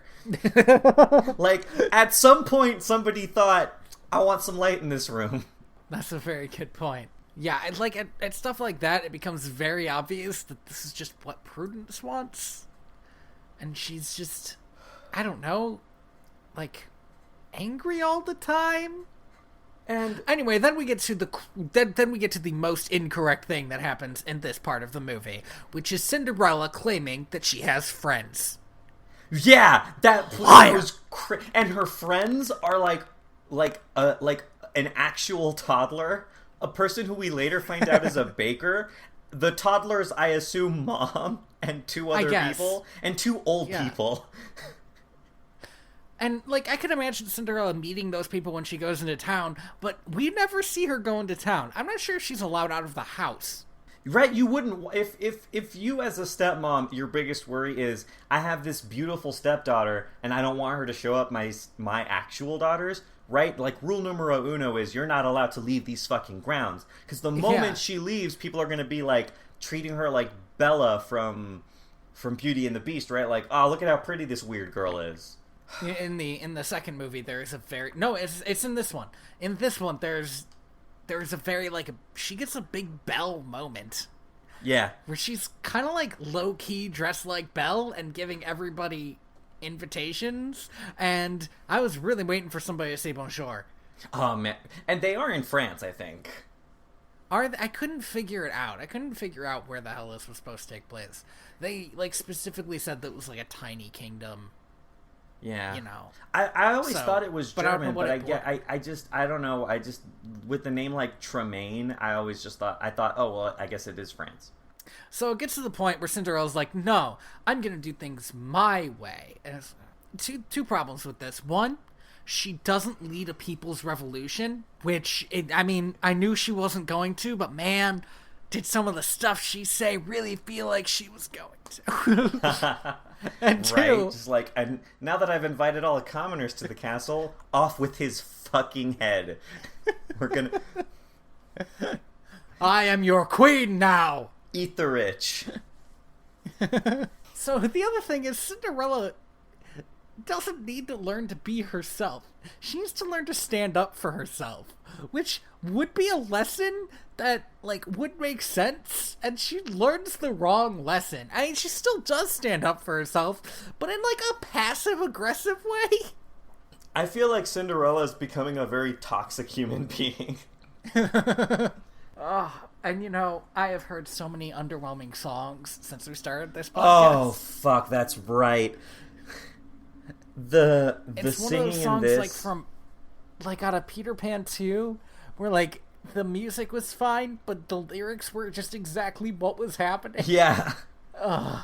The singing in this, the music in this is just awful. It's so bad. So Cinderella opens the gate. She invites all the commoners to the party with all the rich people.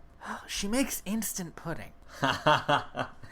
Like, the king comes home, and of course he loves it, because what we know about the king is, 1, he invites commoners to his parties, and 2, like nothing else. That's the only thing we know about him, right? Is that, like, the one time he threw a party, everyone was invited. And now this woman's telling us, no, we've never invited commoners. Fucking... You're just lying to her. You're literally just lying. And never for a second did I expect the king not to like chocolate. Like, the end of this shirt was so obvious to me. Oh, and then 21 minutes in, Prudence starts dancing with the Grand Duke. So, you know, called it. It was a really short bet, but you did it. And then the most harrowing thing happens, which is the short ends. And I realize I'm in a circle of hell, and there are 2 more shorts. I genuinely did not remember anything at all about Cinderella 2, and now I know why. Oh, man. I will say this, and maybe I shouldn't say this until the end. This movie is not Kronk's New Groove bad, but fuck, does it get close. If the last short wasn't there, it would be Kronk's New Groove bad. I thought the last short was pretty okay. The last short was kind of cute. But that most of the stuff it did was eventually done better in Cinderella 3 anyway. I genuinely, it feels like to me that somebody who did the third short was like, okay, wait, I think maybe there's something, we did some character stuff in this short that we can work on. Yeah, that's what it felt like. Before the beginning of the next short, we get one of the mice, Mary, making goo-goo eyes at the other mouse. Oh, God, fuck. Like, Jack. I cannot believe that they... And they do it again. They do it a third fucking time, but I cannot believe that they're just, like, making up romances in this movie. Yup. Mouse romance now. I cannot remember how this story begins. I know they're going to pick flowers. My next note is that the cat is back and no one has yet convinced me that this isn't hell. Because the big, fat, fluffy cat that we saw in the very beginning of the movie is here to kill these mice while they pick flowers for Cinderella. This cat's name is Pom Pom. Pom Pom. And I genuinely wish that this cat had, like, a name like Satan or Gabriel. Oh, Gabriel would be good. Just to keep in theme, right? Right. On the other hand, if in the original Cinderella, Lucifer's name had been Pom Pom, that would have made sense. Yeah. Who the fuck... I don't know. Like, if I looked evil, I wouldn't grab a black cat and say, you know what your name is? To literally everyone who knows me, it's Lucifer, our Dark Lord, because I want people to know how fucking evil I am. Imagine Cinderella's dad marrying a woman who named her cat Lucifer and never once let on that it was a joke. So what's your cat's name? Lucifer. You're so funny. Well, I'm gonna go play with my beautiful daughter. So, Jack's got this problem. He feels like he can't help Cinderella anymore, since he's a mouse and she has people looking after her. This is a fair problem for him to have, as a but mouse. It's stupid and I hate it at the same time. Because you understand where I'm coming from. Yeah, because your whole purpose in life as a character in the last movie was, we need to help Cinderella get out of this bad situation. Cinderella is no longer in a bad situation, right? Like, you guys can just chill and be the pets of a princess. Also, why do they still live in holes in walls? Wouldn't Cinderella be like, these are my pet mice and birds. I made clothes for them. I gave these birds shoes. Like... Yeah, why does she hide the mice? Why do the mice need to be hidden? They could just, like, have a house. She could have a little house. She could build them like a small palace. But she doesn't. Because I guess she doesn't actually like these mice. Jack goes out and he's like, man, I wish I was big so I could help Cinderella because I'm so small. And the fairy godmother shows up. And she's like... I guess she just shows up whenever now. She's like... And when I saw that, I sort of figured she was hanging around to steal Cinderella's firstborn child or something. I guess that's never really explored. She just shows up. And I thought she was going to be like, you know who I am, right? Your fairy godmother. Oh, man. Also, all the birds are fucking gone. I don't know if you noticed that. Yeah, but they, keep up... They have more of the mice in the second movie than they do in the third. In the third movie, they only have the 2 main mice. But in this one, they, seem to remember other mice exist. But they forgot about the birds. I don't know how I feel about that, but... Oh. I guess birds are harder to animate. Plus, they don't have a speaking role anyway. Yeah, that's a good point. So the lesson of this story is that humans suck. Because Jack realizes that being human sucks. And I can get behind this lesson. Here's the thing. I used to watch Nickelodeon when I was little. Mm-hmm.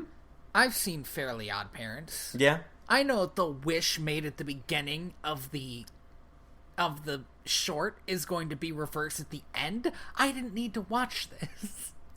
I do have one question, though. Is Cinderella like a construction foreman part-time? What the fuck is she doing? It's not clear what the hell she's doing.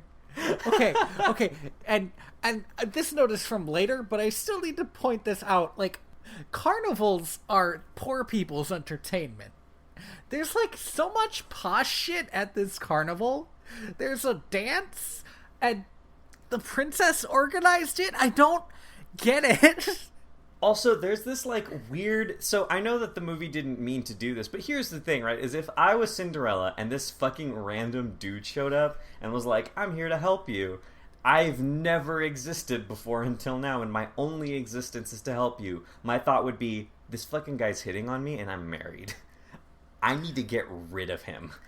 Here's the thing. So, Jack is her longtime friend and acts like it in a way that, hey, would be super creepy if you just met somebody. Super creepy. Especially because, he sort of acts in a way that somebody who was sort of fawning over a princess might. He, gives her flowers at one point, and it's thanks? Why don't you go put these in a vase? That's the thing.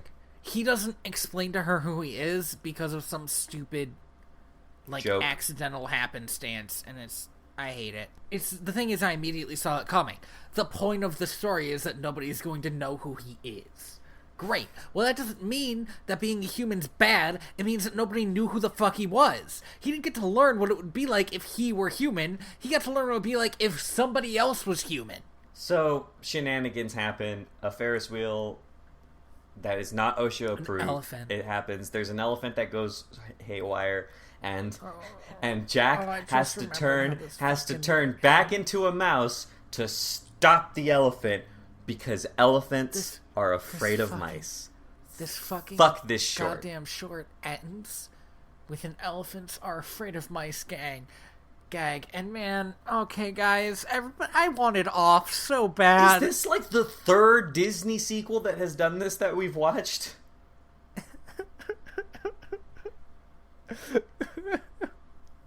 Is it? I don't know, man.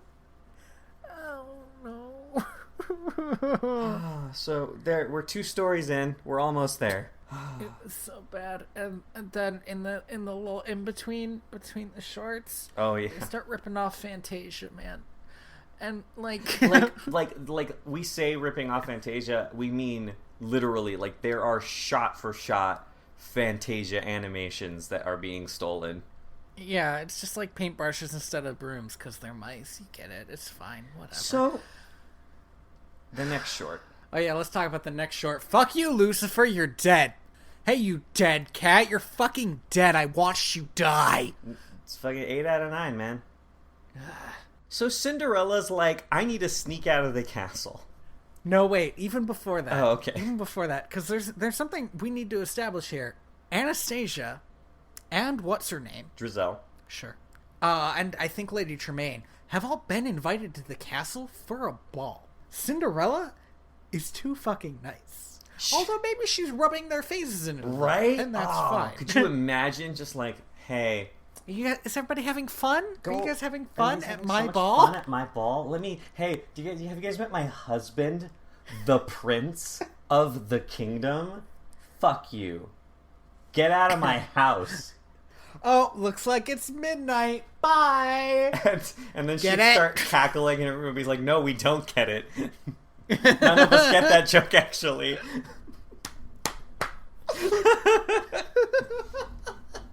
Oh, man. Better movie.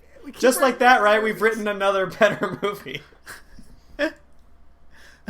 Oh, man. So... Although, I do have to say, this short is, again, this is the good short. This short's very... If this movie had just been this short, it would have been very short.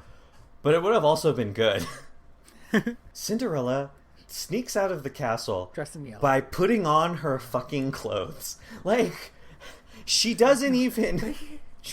She's like, I need to disguise myself, and then puts on her clothes. Her normal clothes. That she invited people to the castle to, not 2 shorts ago.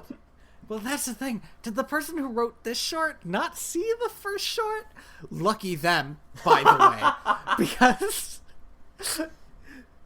that's a crazy disguise for her to have.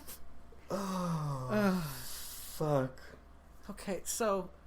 Anastasia, she's having these thoughts about how much she wants love. She's having these evil thoughts. These low-key evil thoughts. And she ends up, like, following her nose into a bakery, and her and a baker make goo-goo eyes at each other, and then her mom steps in to break it up, and I half expected, like, a low-carb diet joke. But she said the bread's bad. But Cinderella sees this, and she's like, man, I want to get my stepsister married off for some reason. So Cinderella's plan is to get the baker to run out of the bakery. What was the other half of her plan? That was it. So they could, like, meet in the street, I guess? It didn't make any sense. This isn't a plan. Do you know what? Okay, I'm going to say this right now, because it never happens. Do you know what her plan should be? I'll invite the baker to the ball I'm throwing that you're already invited to, my dear sister. That's what the plan should be. She could have been this baker's fairy godmother. Wait. I just thought of another better movie. Yeah, right? I know. What if Cinderella just showed up dressed as a fairy godmother? Like, I'm gonna get you the girl of your dreams. Step right up and leave it to me. What's the catch? Anyway. There's no catch. Firstborn child. Same catch as everybody else, buddy. Oh, man. So... Okay, so Anastasia's dead now because you don't get kicked by a horse like she got kicked by a horse and not be dead. She gets kicked by a horse so fucking hard. She like with flies both of its hind into legs his bakery. into a bakery. She's dead. She's just dead now. So I think her like, ghost... her spleen is ruptured. So her ghost runs out of the bakery, and a few villagers laugh at her.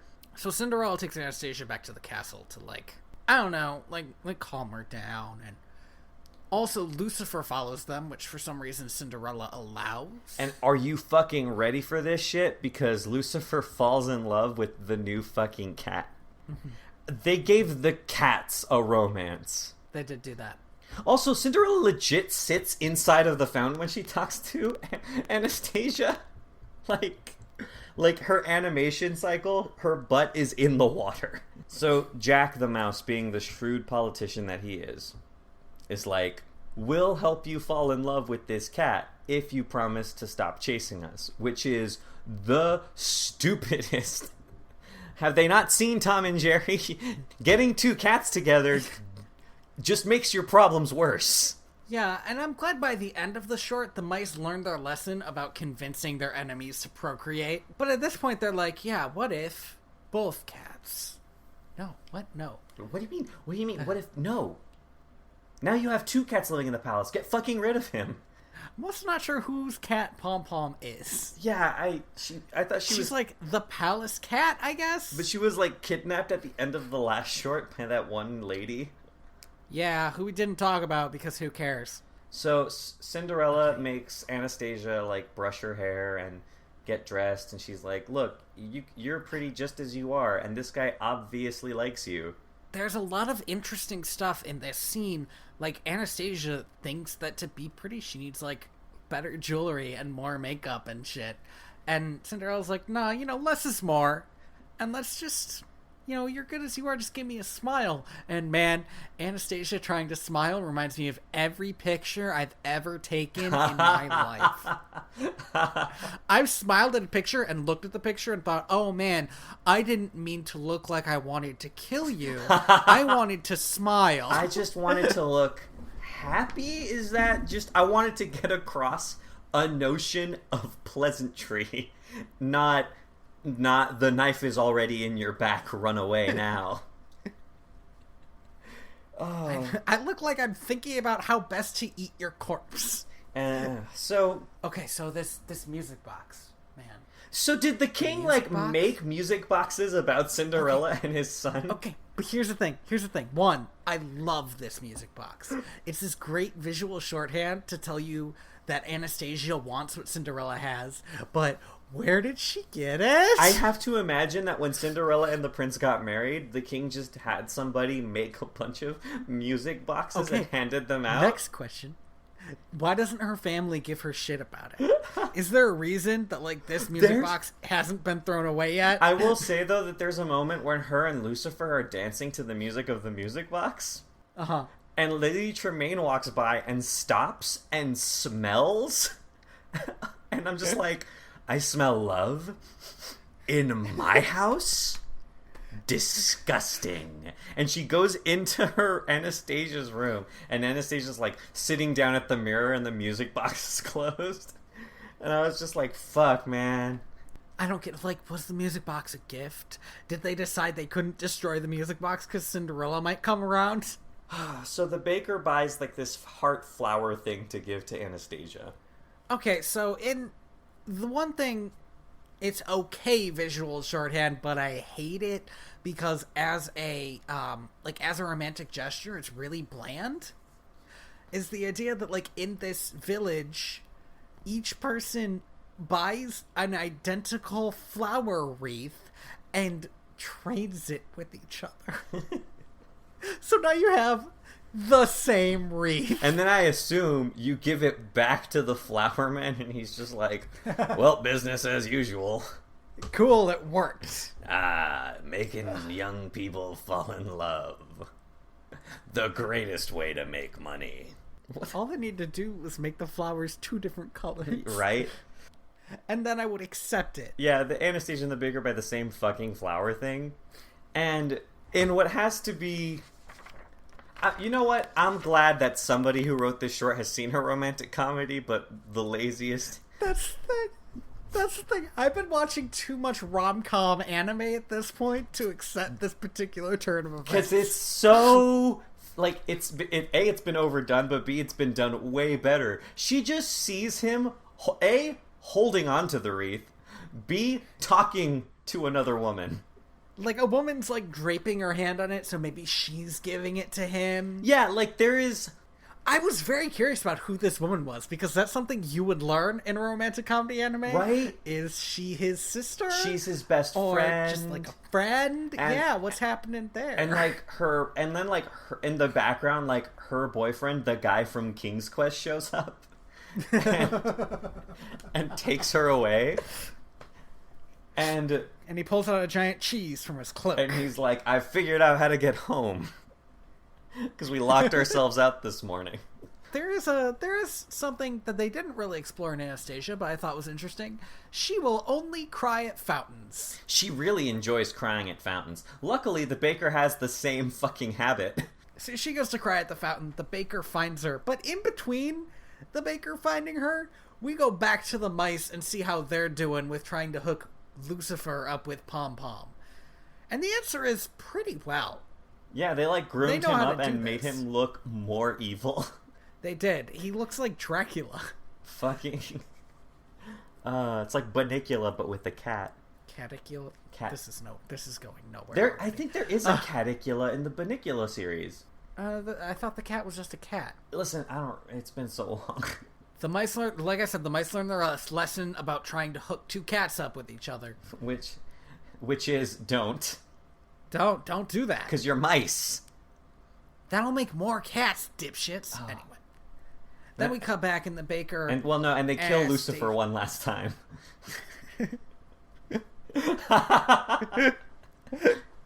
For old time's sake. Right? Wait, sorry, just a real quick question, because we're about to get to the end of this story, but I really want to bring this up now. What the fuck happened to the dog? Well, you said he was old, right? Oh, no. No, too depressing. And the horse, the dog and the horse are not in this movie. So we come back to Anastasia. The baker and Anastasia are like, oh, great. Like, there's this a genuinely nice moment that's, like, really about not being the prettiest person in the world and still being able to fall in love. Sorry. I'm looking at the Wikipedia page, and I fucking love this. The baker goes after Anastasia, but gives up and sits near a fountain, which is bigger than the one shown earlier. Thanks, Wikipedia. Great, good job. Fucking whoever wrote this. Both of their wreaths are destroyed. So he gives her a broken flower from the wreath. And it's like a nice little moment about how, falling in love doesn't have to actually be perfect. And, like, they're, like, looking in each other's eyes, and Cinderella's there, and she's, like, secretly watching from the shadows, waiting for her moment to strike and kill her sister at her moment of happiness. That's how she keeps that youthful glow. Lady Tremaine shows up and is like, nah, not with a baker. Nah. Anastasia says, but yeah, with whoever I want. And I don't know if she just moves in with the baker the next day or what. Well, the baker seems to be doing really well for himself. He has his own bakery. Yeah, like, no. That's like a super big deal. Well. Yeah. And he's probably, as far as, like, the common people go, he's probably one of the richer guys in town. Like, he's not a duke or anything, but who cares? And they end up going to the ball together, which is fine. And I guess Anastasia moves out of her mom's house, which is also fine. And then Anastasia says thank you, and Cinderella looks her sister in the fucking eye and says, I guess dreams do come true. And I fucking killed myself. I pulled out a fucking gun and I blew my fucking mouth off because I was so fucking done. I guess it really was Cinderella 2. Dreams do come true. Fuck this movie. Oh yeah, and then, like, before this fucking nightmare ends, like, the mice have finished their book. They go give it to Cinderella. They almost kill her with it. Yep. And then Cinderella's like, how about we read it now? And I was like, great, I get to watch this fucking movie again. And I closed the tab. So I need to say something, and we said it at the top, but I'm going to say it again. None of these shorts had the prince in them at all. He is in the first one for about the length of a music video, if that. Less. And then in the last one, for like 2 seconds when he's dancing with Cinderella. Like, there's nothing. He's not in this movie. Oh, fuck. It's so weird that, like, these people were given. I assumed the only rule was write a movie with Cinderella characters. And not one of them said, let's put the prince in? Oh, man. So, Cinderella 3, A Twist in Time. Trying to figure out how much fucking money this movie made. Yeah, I want to know how much movie this money made too. It won't tell me, but it did cost like about $8 million to make. Okay, so more than the other movies. But it's like competently animated and wasn't in the 50s, so I get it. It looks pretty damn great. Like, it's not like some of the animation's a bit janky. But, like, the facial animation in this movie is really good. It's more like Brother Bear than Brother Bear 2. Like, not the best animation ever, but also It wasn't phoned in. There are some facial expressions that the prince makes in this movie where I'm just like, same dude, fucking yeah. Like, I agree with the emotion you are feeling right now, 100%. Everything the prince has to be put into his facial expressions because they had to work with this stupid character design. He's just such a generic-looking guy. Yeah. And they managed to give him so much character in this movie. Mm-hmm. But at the top, let me just say, I was exhausted. Man. By this point? Just exhausted with these movies. Oh, were you exhausted? I watched the first two in a row.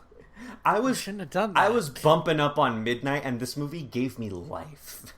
It gave me the energy I needed to go on after wanting to die at the end of the last one. Knew that this was a good movie and was looking forward to watching it. By this point, I was just so scared. Was that you told me it was a good movie, and we've disagreed on this before. That's the thing, right? Is I got to this point after 150 minutes of Cinderella movie, and I was like, no, what if I was wrong? What if this one's also bad? What am I gonna do to myself? Are you ready? Yeah. Here's just some quick bonus info, because this movie actually has some trivia. This was the last movie animated by Disney Australia after it was closed. Or before it was closed. This was the last one that they worked on. That's kind of depressing. Didn't they do Lion King too? Yeah, they also did. They also did Cinderella too. Yeah, I just thought it was it was just something to throw out there, you know, like. Let's get into it. Let's do this 75-minute piece of awesome. So, I don't know about you, Tony, but I like to get immaculate portraits of my adventures with my husband to hang up at my castle. Yeah, of course I like that. What the fuck are you even talking about? Yes.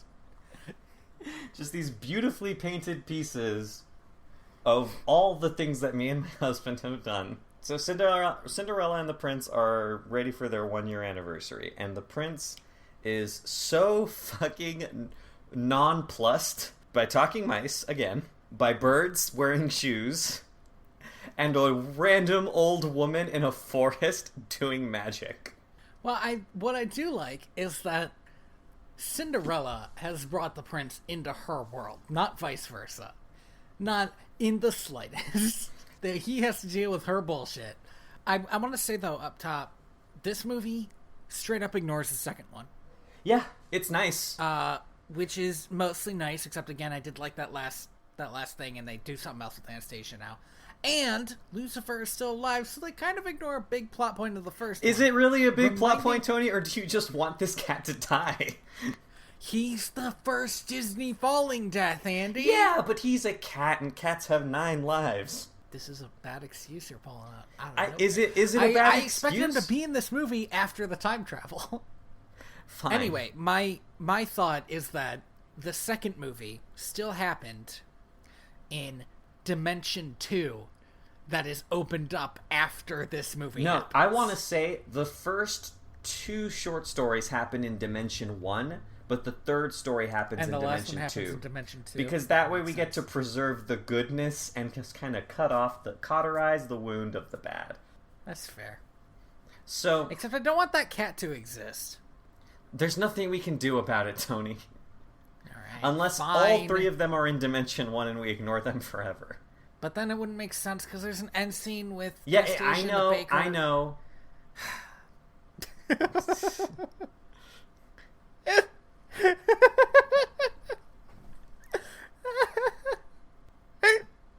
It's just that I made a decision that, like, this is going to be a thing I was going to, like, spend a non-zero amount of my time talking about.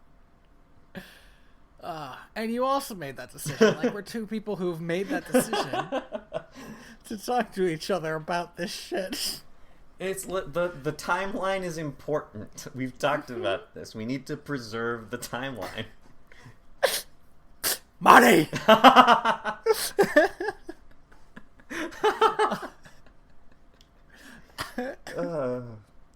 We gotta make sense of all this, Marty.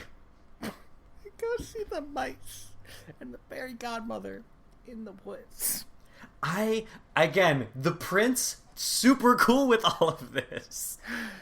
He is so nonplussed by magic, by a random old woman, by talking mice, by this random old woman changing him and his wife's clothes. Oh man, that felt so weird to me. Because before, she asked for it, and this time she's like, nah, you two ain't dressed well enough for this. Meanwhile, this song, by the way, is really good. I can't remember it, but something I did notice about this movie is that the songs just aren't terrible, like in the last movie, and this one didn't really stick with me, but they're good, and they're not grating and awful, which is such a big deal. Well, there is one song that's really bad, and it's the end credits song, but we don't... I didn't stay through the whole end credits, well, let me tell you, man, it's not great. I didn't either. I just stayed through long enough. I stayed through long enough to look at the portraits, and even then I was like, ooh, this song isn't great.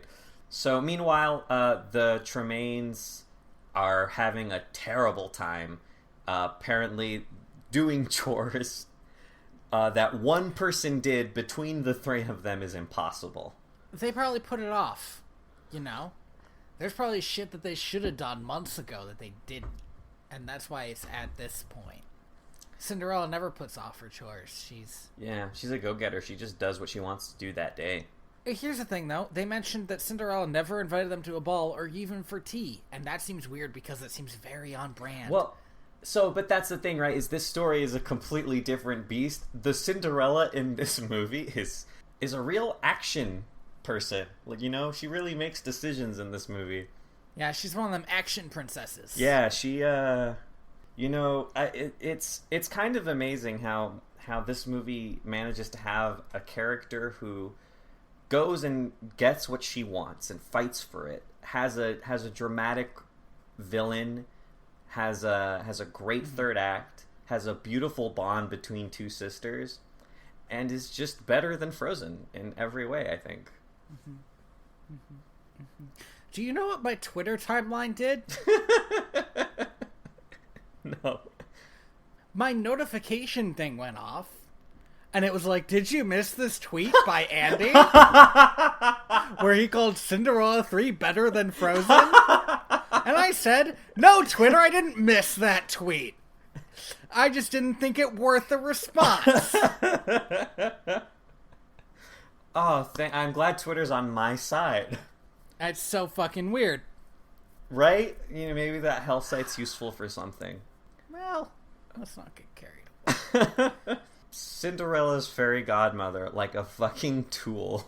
Like a goddamn... drops her wand. She just fucking throws it. She's so shockingly careless with her magic and the thing that gives her all of her magic. She's just swishing it around, and she doesn't care who sees. She's like a magic godlike being. What else? What the fuck is she doing?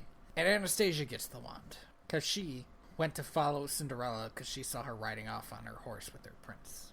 And this movie makes it very apparent that, like, Anastasia wants what Cinderella has. Although, again, I did like the shorthand they had in the last one, yeah. In the short with the music box. Yeah. So Anastasia takes it to Lady Tremaine, and she's like, "Look at this shit. It does magic." Yeah, and Lady Tremaine doesn't believe her because she's not insane or stupid. Mm-hmm. But then a little old lady comes just walking into her yard like, "Hey, could I have my magic thing back?" Like, that's how you deal with situations like this?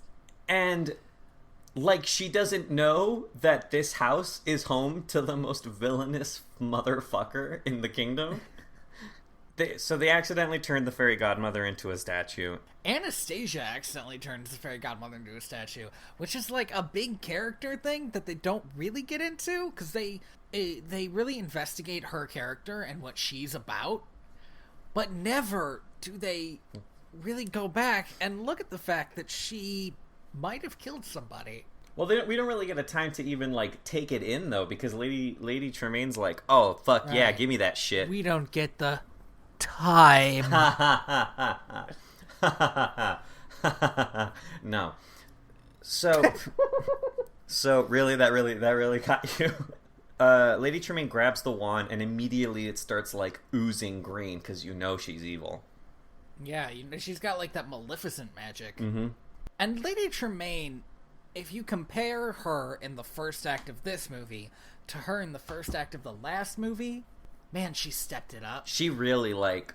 Maybe a year of just having to deal with not having Cinderella to clean her house was, like, really helped her double down on her evil. Mm-hmm. Because immediately, her first plan is, we're going to go back in time, we're going to wreck shit, and it's going to be awesome. Which is... I don't understand how she can think, yeah, this wand can definitely take me back in time. It turned a woman into a statue, can take me back in time. That's the only option. Obviously, it can do that. So she turns back the clock, goes back in time, this crazy evil magic. Now, the rules of this magic are apparently... You can change whatever the fuck you want. We're no longer bound by the future. We're now back at this time, number one. Mm-hmm. And number two, anybody who was, like, within 20 feet of the person casting the spell knows what happened. Yeah. Which is fine, I guess. I do really enjoy the montage of Cinderella and the prince being torn apart by time. Yeah. That was cool. One thing I didn't like about this is the one... really kind of annoying thing in the plot of this movie. They change a fairy godmother into a statue. Mm-hmm. And they go back in time. And I guess she's still a statue? Well, she was within 20 feet. But... So... But... No, hey, listen, man, I get it. I totally understand where you're coming from. Like, at no point in this movie, and it would be bad if they did do this. I understand why they didn't do this. But at no point in this movie does the fairy godmother show up and say, hey, there's somebody with, like, magic? That's not me. And I understand why they didn't do it. The whole point of the story is for the prince and Cinderella's bond to overcome all this evil magic shit. Mm-hmm. And also just a character study of Anastasia's wants and desires. But it did bother me that they immediately decided that somehow she's already taken care of. Like, losing her wand in the future means she loses it in the past. Maybe she's like a constant, right? Like, she doesn't actually travel through time. She just bippity-boppity boops wherever she needs to be. Interesting. Maybe she ages backwards like Merlin. I was thinking, actually, that she was out of time, you know? Out of time. Ha. Yeah, so she is always in the present. Yes. And never in the past or future. Yeah, wherever she is, that's the present. There. It's interesting. I like the idea. I'm not sure it makes a lot of sense, but you start thinking fourth dimensionally and you get to these places. Okay, so they go back in time to the day not before Cinderella and the prince met, which would have been my plan. Because you're not as evil as this Lady Tremaine. You're more evil than the first movie's Lady Tremaine, but not quite as evil as this one's. Okay, but I feel like it's the smarter plan. Maybe, but I don't think... Maybe less cruel, but also smarter. If your goal, right, I think the goal of this was always, like, I need to fuck Cinderella up emotionally. Because she obviously doesn't care about Anastasia marrying the prince or being happy. No, but I still think she wants to be the prince's mother-in-law. Maybe, but by the end of the movie, when that issue's brought up, she's like, but we already have this wand. Yeah, she does say that. And then she still wants the prince to marry a fake Cinderella instead of... Like, it legit feels like, by this point in her life, her one goal is just, I want Cinderella to be the most unhappy. Yeah. So it's an evil thing instead of a planning ahead thing. I get it. Mm-hmm. The Duke comes around to put the shoe on everybody's feet.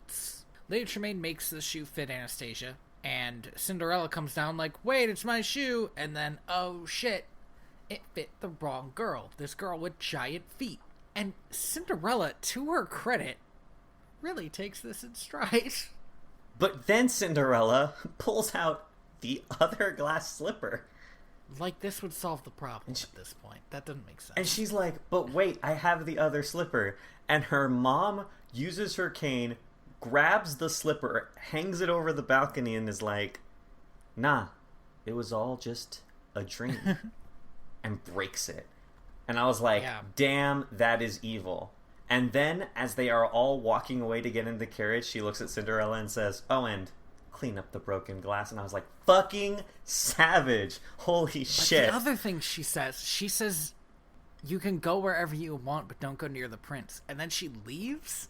And it's not really until the end of the movie that I kind of realized I don't think she was planning on ever going back to that house. Yeah. She lives in the castle now. Like, she just took everything Cinderella wanted, and now Cinderella is alone in the house. And I think that was going to be the end of her plan. Revenge. Yeah, which is still pretty fucking hard. No, that's good. Don't get me wrong.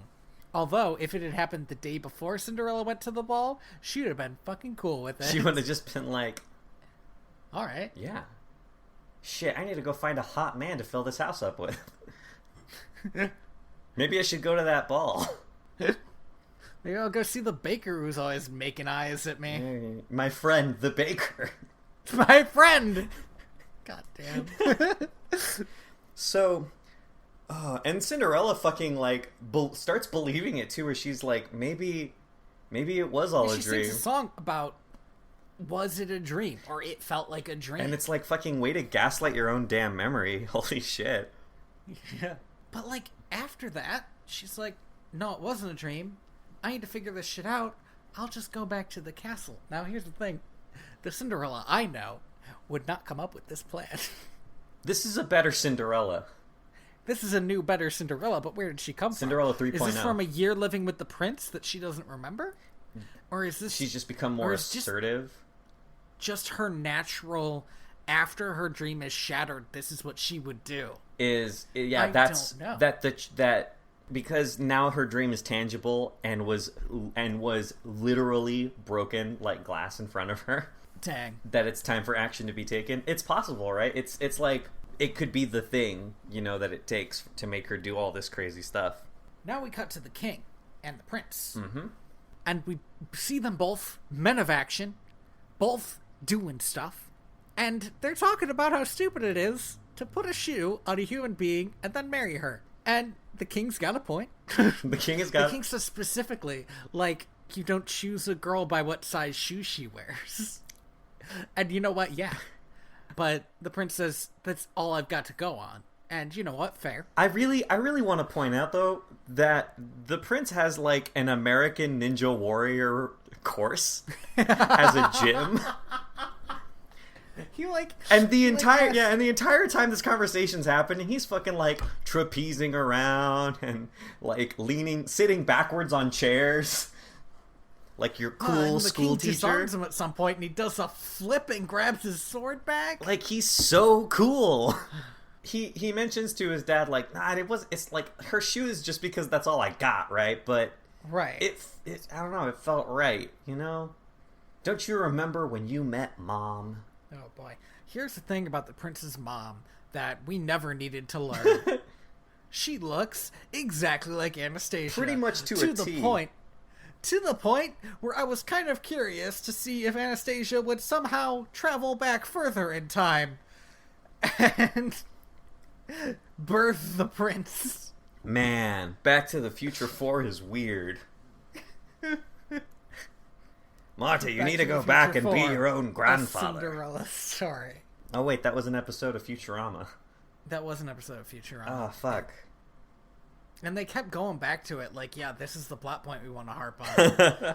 But so then the Grand Duke comes back and, like, a bell rings or something. Yeah. The prince goes running to go find Cinderella. And he runs into the room, and it's Lady Tremaine and her two awful daughters. And he thinks... Actually, he says... Am I in the right room? Am I in the... What am I talking about? Of course I'm in the right room. Right. It's such a good... Every line that he delivers is so good. Yeah, he, like, has personality, and it's great.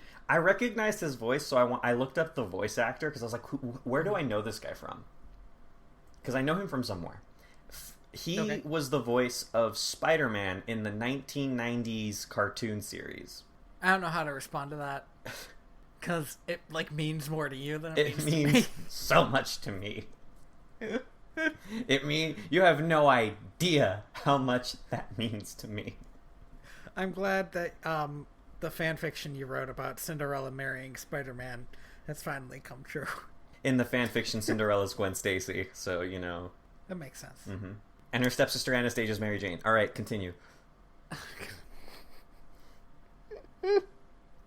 Yeah. All right. And her other stepsister is Venom.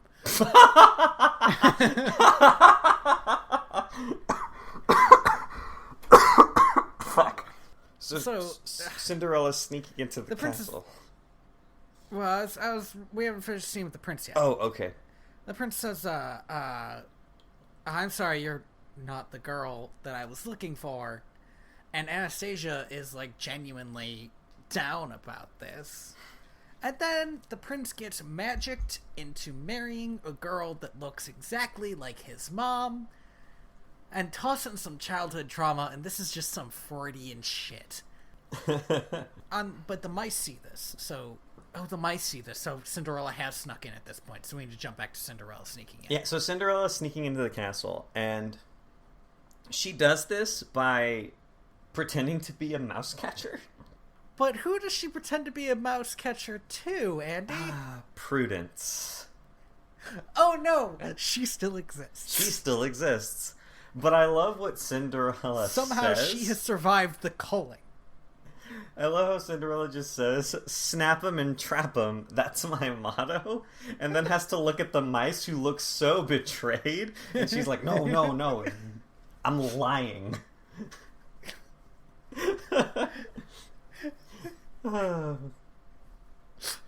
She looks at the mice and says, I would kill you to get him back.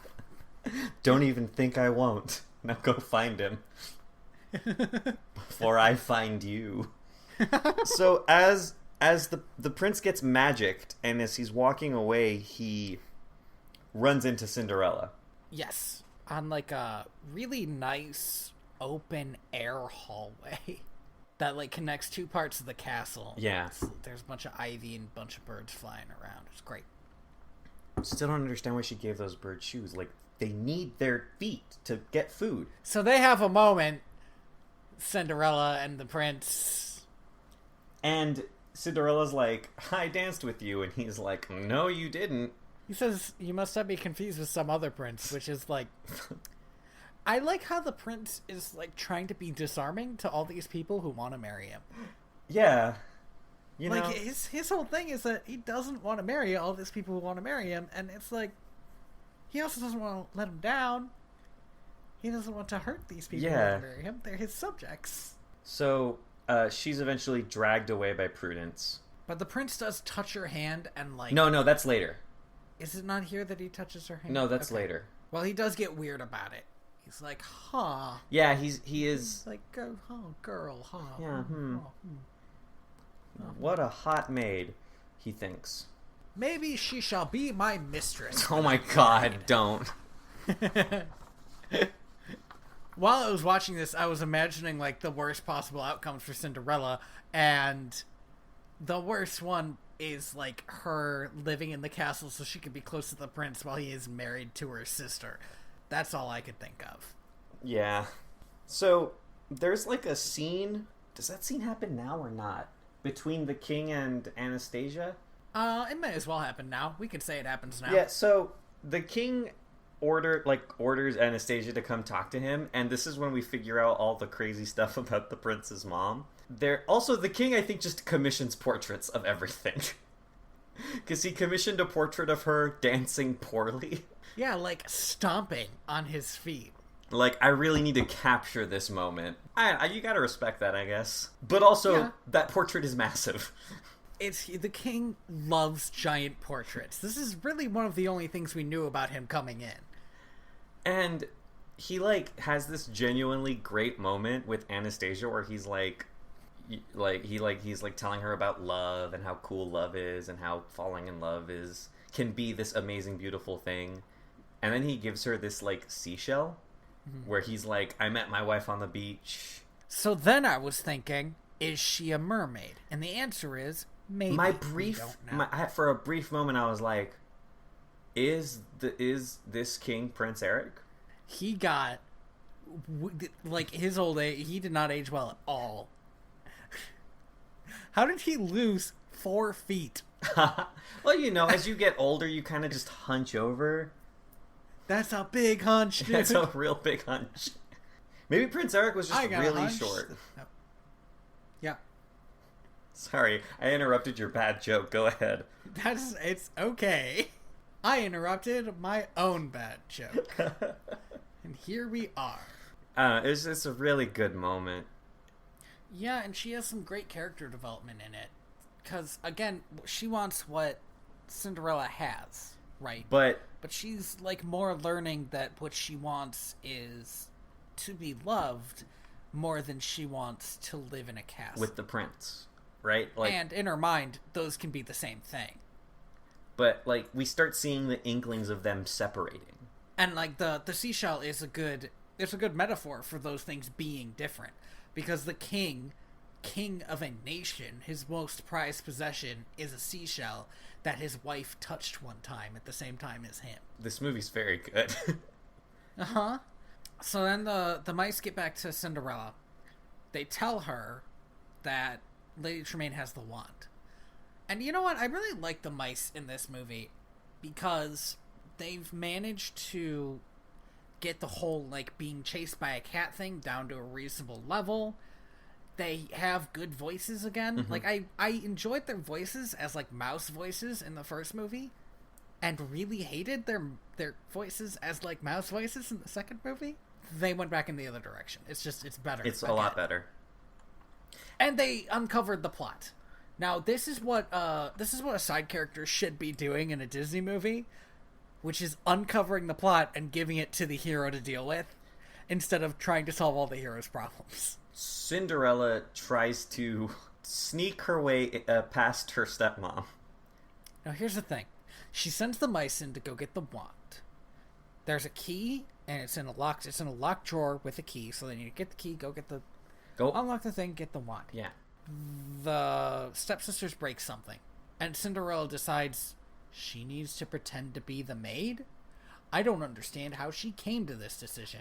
She should have left the mice to it, because what Lady Tremaine was not expecting was mice to steal the wand. She was expecting Cinderella. And when Cinderella comes in, she's not tricked for a second. Cinderella... She never knew the mice existed until this point. So, she uncovers Cinderella. Cinderella gets the wand and is chased by the guards, who no longer look like Hell Knights of Sauron. Right. Cinderella does not have the wand for most of the scene the mice do. And they make Lucifer into many things, but one of them is a jack-in-the-box, which is a fate, some might say, worse than death. It is the scariest fucking thing, and Lucifer is so chill with it. Yeah, he has a mission, and it's to kill these mice. And then they turn him into a smaller cat, which turns out was the biggest mistake.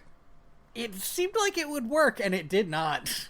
Cinderella gets the wand and is about to undo the spell that the prince is under. And she's grabbed, and Lady Tremaine takes the wand and tells the prince, "Oh no, everything's fine. She just stole something, and I'm getting rid of her."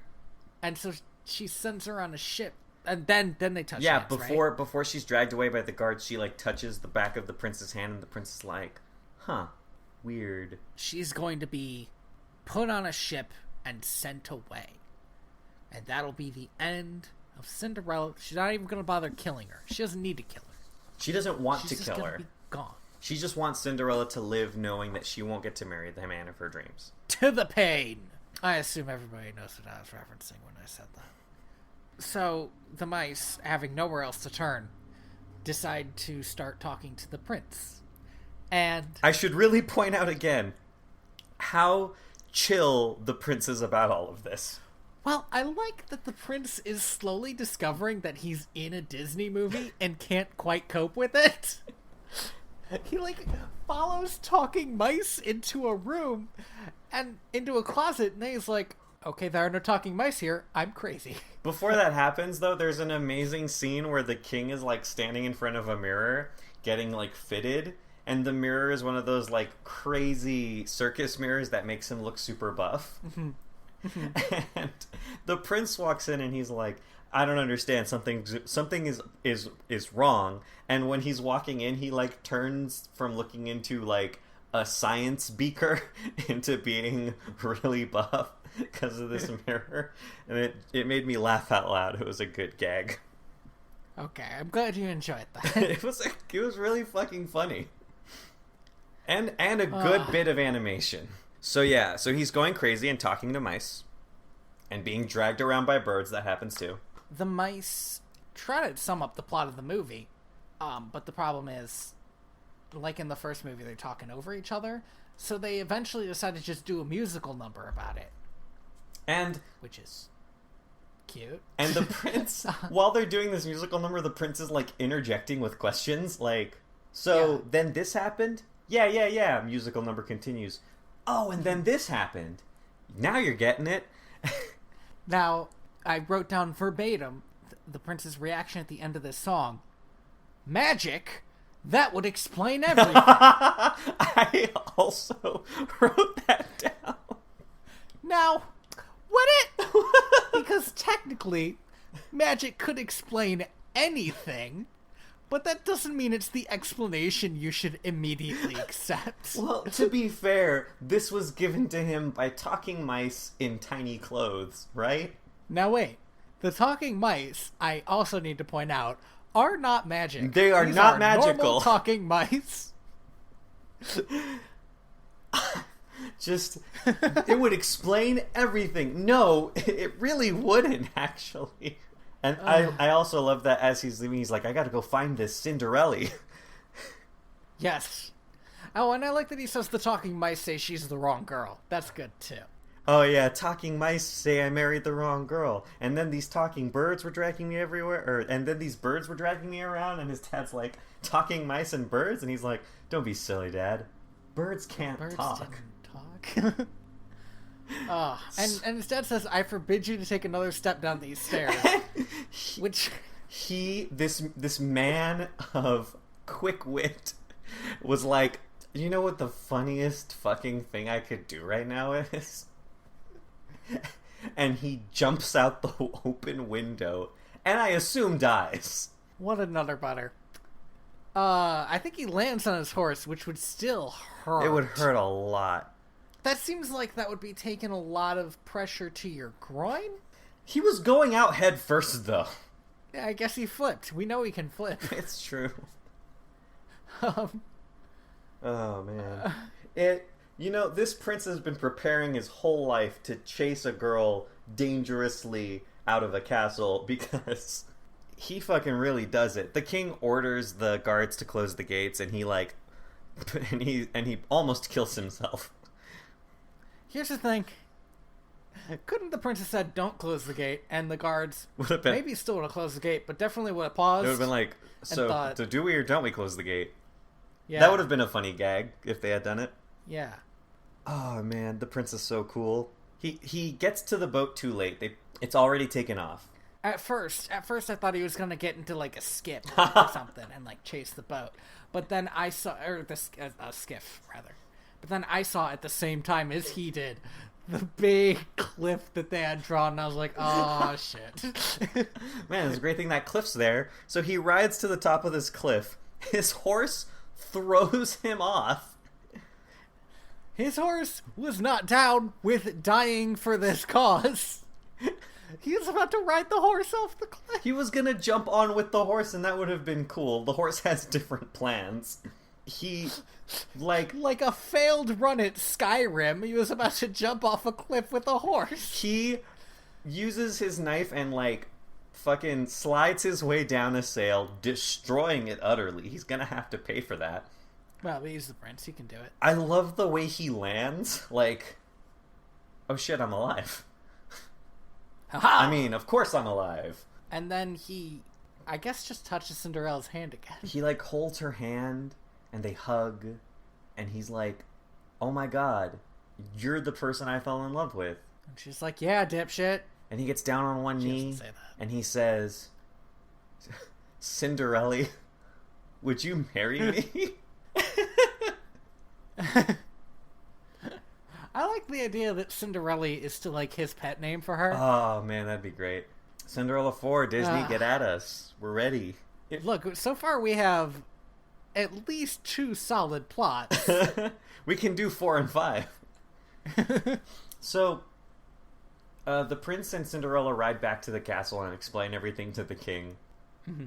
And Lady Tremaine makes her and her daughters going invisible or something. I don't know. She uses the wand to teleport or teleport or something. Yeah. She gets away before she's arrested. Also, everybody accepts magic as the cause of all these problems. Which is fine, it's the Middle Ages, I get it. Actually, you know what? At the end of that sentence, yeah, you know what? Everybody accepts magic as the cause of this problem. For a long time, an evil old woman casting a spell would be the apparent cause of problems. My son started coughing the other day. She was probably magic. Magic? That would explain everything. Yep. People have been killed over magical assassination attempts, so... Yeah. I'm okay with everybody accepting this, actually. Let's move on. Yeah. So, I assume a day passes, at least. I don't think so.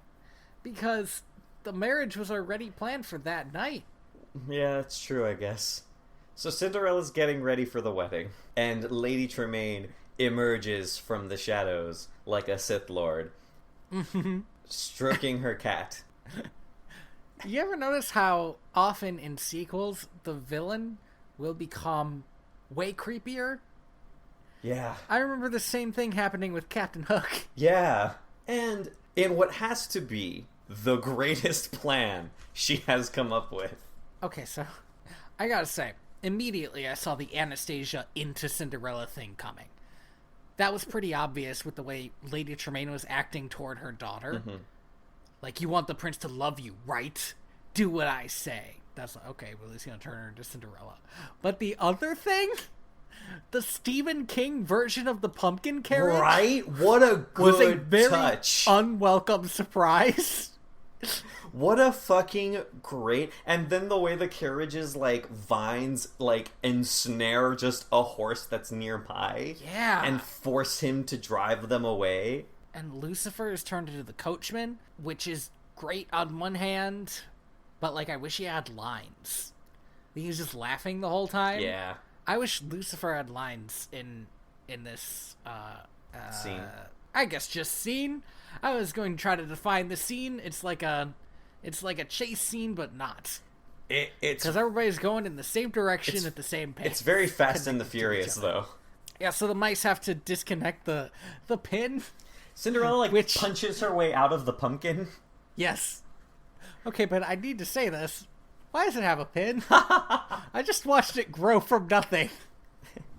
I don't know, man. But that's for the aesthetic. That's fine. Yeah. And Cinderella punches her way out of pumpkin because it's not a carriage; it's a pumpkin. Still, it's just gross. Like even the inside is still like a gross pumpkin. And she throws Lucifer off the carriage, killing him for a third time. One of the things that was like genuinely creepy was Lucifer as a human being was about to eat one of the mice. Oh yeah, for real. And I was looking at that and I was thinking of like a scarier thing you could watch another human do than eat a live mouse. Oh man, yeah, that's grody. Cinderella then jumps onto the back of the horse and she's just like, "All right, fuck yeah." Yeah, we're going back to the castle. I was thinking about the prince at this point and how often the carpet's been pulled out from under him. Right? Like, he just wants to get married. He just wants to get married to the girl of his dreams. And he has to go through all of this work. So, Anastasia's having mondo second thoughts about this whole experience. Well, now she's, even if the prince, quote, loves her, it's not going to be for her. It's going to be because she looks exactly like Cinderella, the person she was taught to hate her whole life. And there's this, like, great moment where, like, the priest is like, "Do you take this man to be your lawfully wedded husband?" And Cinderella, like, breaks past the guards and is running down the hall. And she's like, "Nah." Yeah, that's what she says. I don't. Yeah, she says I don't, which is like, I feel like the weakest answer you could give, which is too bad. I would have liked I can't. I won't. Even I won't. if you want to keep the rhythm of I do. And then, so now the prince has a gun, and he's pointing at both Cinderellas. He's like, who's the real Cinderella? And Anastasia... And which one's the robot? Yeah, and Anastasia points at Cinderella and is like, kill her, she's the fake. And the prince shoots Anastasia and says, the real Cinderella would never pass up a chance to die. Wait, that's a joke that's been told before. What's that from? I don't know. I definitely stole it from somewhere. I just shoved Cinderella into it to make it topical. Topical. So yeah, Lady Tremaine is pissed. She did all of this work to make Cinderella unhappy. Her daughter's dead.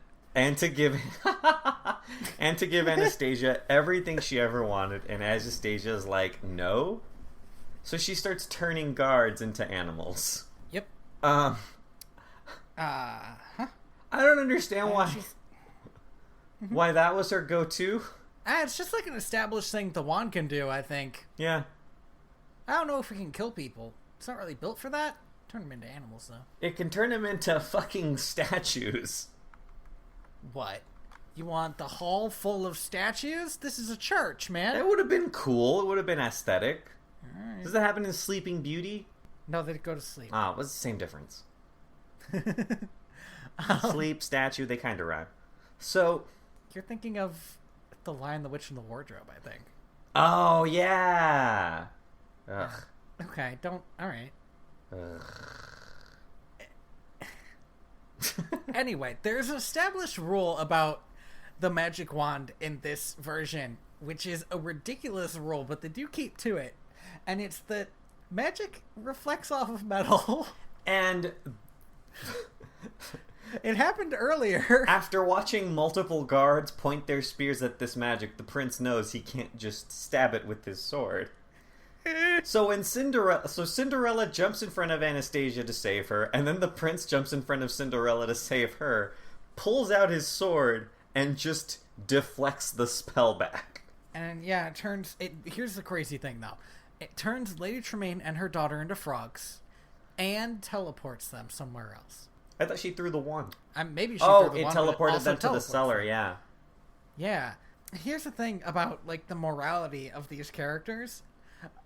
I have no idea what I'm supposed to feel about her daughter, Lady Tremaine's other daughter. Drizel. Drizel. I know that she's not a good person, but she's basically just following her mom and doing what she says. Yeah.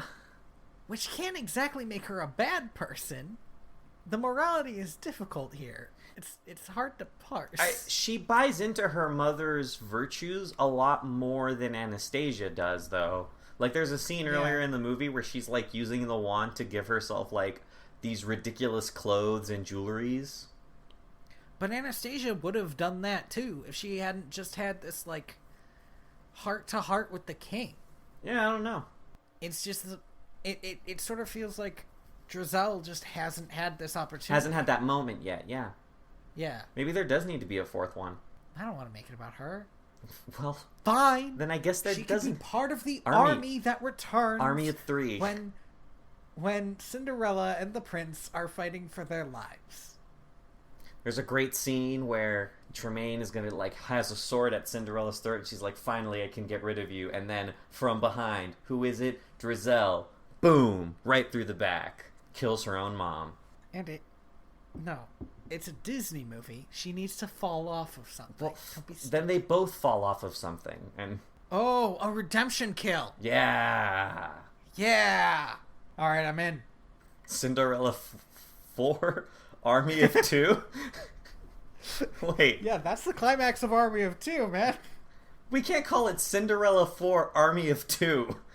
We'll change. Okay, we can come up with a different subtitle later. That was The Battle of Two Armies. Isn't that just a battle? Yes. That is what that is. Anyway. So Anastasia grabs the wand, and the entire room is like, "Oh shit, we're fucked again." Which is... I mean, Anastasia has, I believe, conducted herself in a way that everybody should not totally feel like they're fucked right now, and maybe take a breather. I would want to stop looking like Cinderella after all this time, too. She turns herself back into herself. She restores she gives the wand to Cinderella, who restores the Fairy Godmother. And the Fairy Godmother's like, "Do you want to go back to the original timeline?" And they're like, "What? What? What original timeline?" She's like, "You know what? It's cool. It's fine. I think you can change the past, Marty, and I think that'll be okay." Sorry, I went somewhere else. So then it's the end? Yeah. Because we don't go back to it being their anniversary. It's just their wedding. Yeah. And we do see, like, the end portraits of Anastasia and the baker. Yeah. So whoever made this movie clearly watched the last movie, but did not care. They were like, "We're going to decanonize the 1950s Academy Award nominated Disney classic. We don't have to give a shit about its sequel." That's a good point. What a brave thing to do, by the way. Fucking bold. Right? Way to go. Random writing team in Australia. Right? Like, this writing team was like, "This is going to be the last movie you guys ever make. And after that, we're shutting you down." And somebody just walks into the room and says, "Fuck it. Let's decanonize a Disney original. Who's gonna stop us?" We'll just have to win the whole damn thing. It's a major league joke. It's Super Bowl Sunday. Oh yeah, as of recording this, it is Super Bowl. Super Bowl Sunday, making a major league joke. That's not the Super Bowl. I understand that was part of the joke. Oh, okay.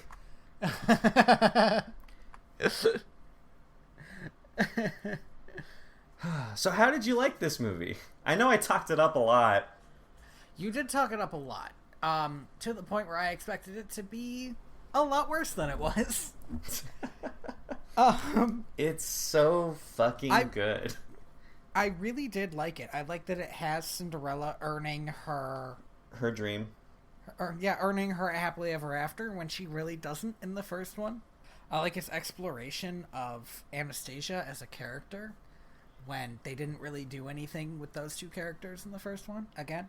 I like that the prince has, like, lines and a personality. He is so damn charming. Like, I like that they pared down the amount of Lucifer. Oh, God, yeah. But still kept him as a character that it felt like you could be afraid of. I remember watching this movie with my niece, and I was probably on my phone doing something dumb, but this movie just, even then, I was like, wait, actually, this movie's really funny, and it's really good. And I think of all the Disney sequels that we've watched, it's the easiest to recommend. That might be fair, because so many of the other Disney sequels you have to have an asterisk at the end of the recommendation. Yeah, like even...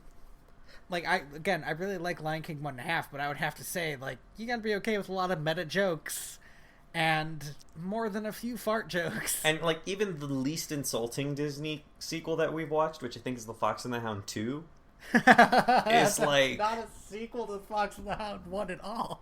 Yeah, that's an interquel. It's just... And it takes place in a different decade. It has nothing to do with it.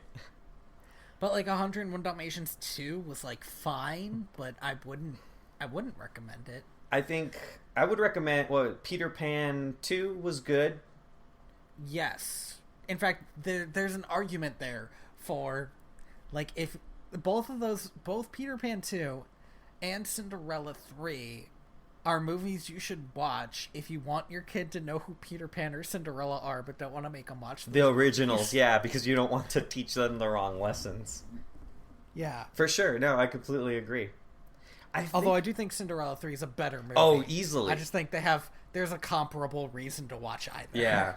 So, thank you for listening to Direct to Video. VHS? God damn it. Season 2. This. Wow. I have been your host, Andy Reyes. Yeah, and I have been your host, Tony Robusto. You can find Andy on Twitter at royalty_valence. And you can find Tony on Twitter at TheaterBats. What? That's so cool. Yay, Tony, yay. Wow. He's the host everybody likes.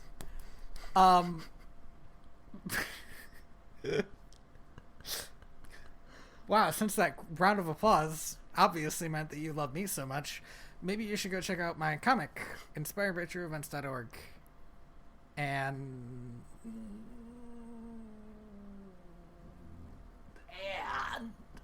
Oh, wow, you got really far away. I did do that. And the weird Pokemon fanfiction that I wrote. That's Snow Trainer 1 on Tumblr. Every week that we get further away from me actually having written that, I feel weirder and weirder saying it out loud. You can, now that it's done, right? You can stop. I want to keep saying it because I keep on thinking, I'm going to start the next one. It's mostly written already. Oh my god. Piece of shit. Oh, that's good.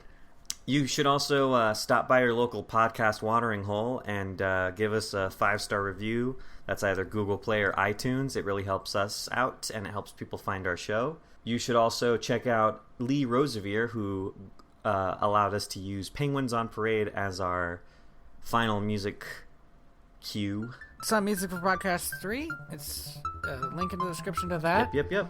And let me just say, man, that I purposely walked away from the mic and stayed quiet while you said the words local podcast watering hole. Next week, next time, I guess is a better way to say that. We're going to watch An American Tale and An American Tale Fievel Goes West. I am the ghost of John Smith.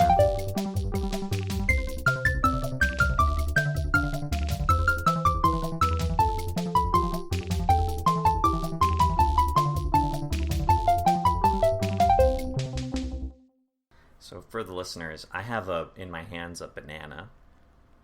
I don't think Tony's back yet. I've never tried to crunch a banana like a McElroy. So let's just see how this sounds, audio.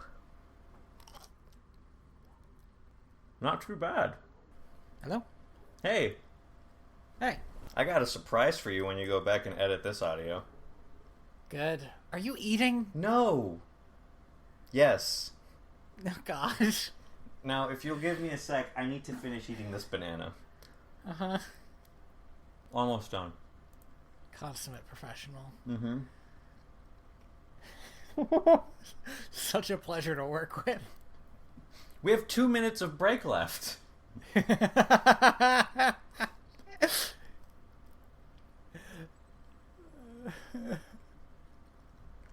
banana was a last-minute addition. I needed something solid. I understand. I get it. Mm-hmm. Sorry. This sounds worse for you than it's going to sound on the recording, I'll tell you that.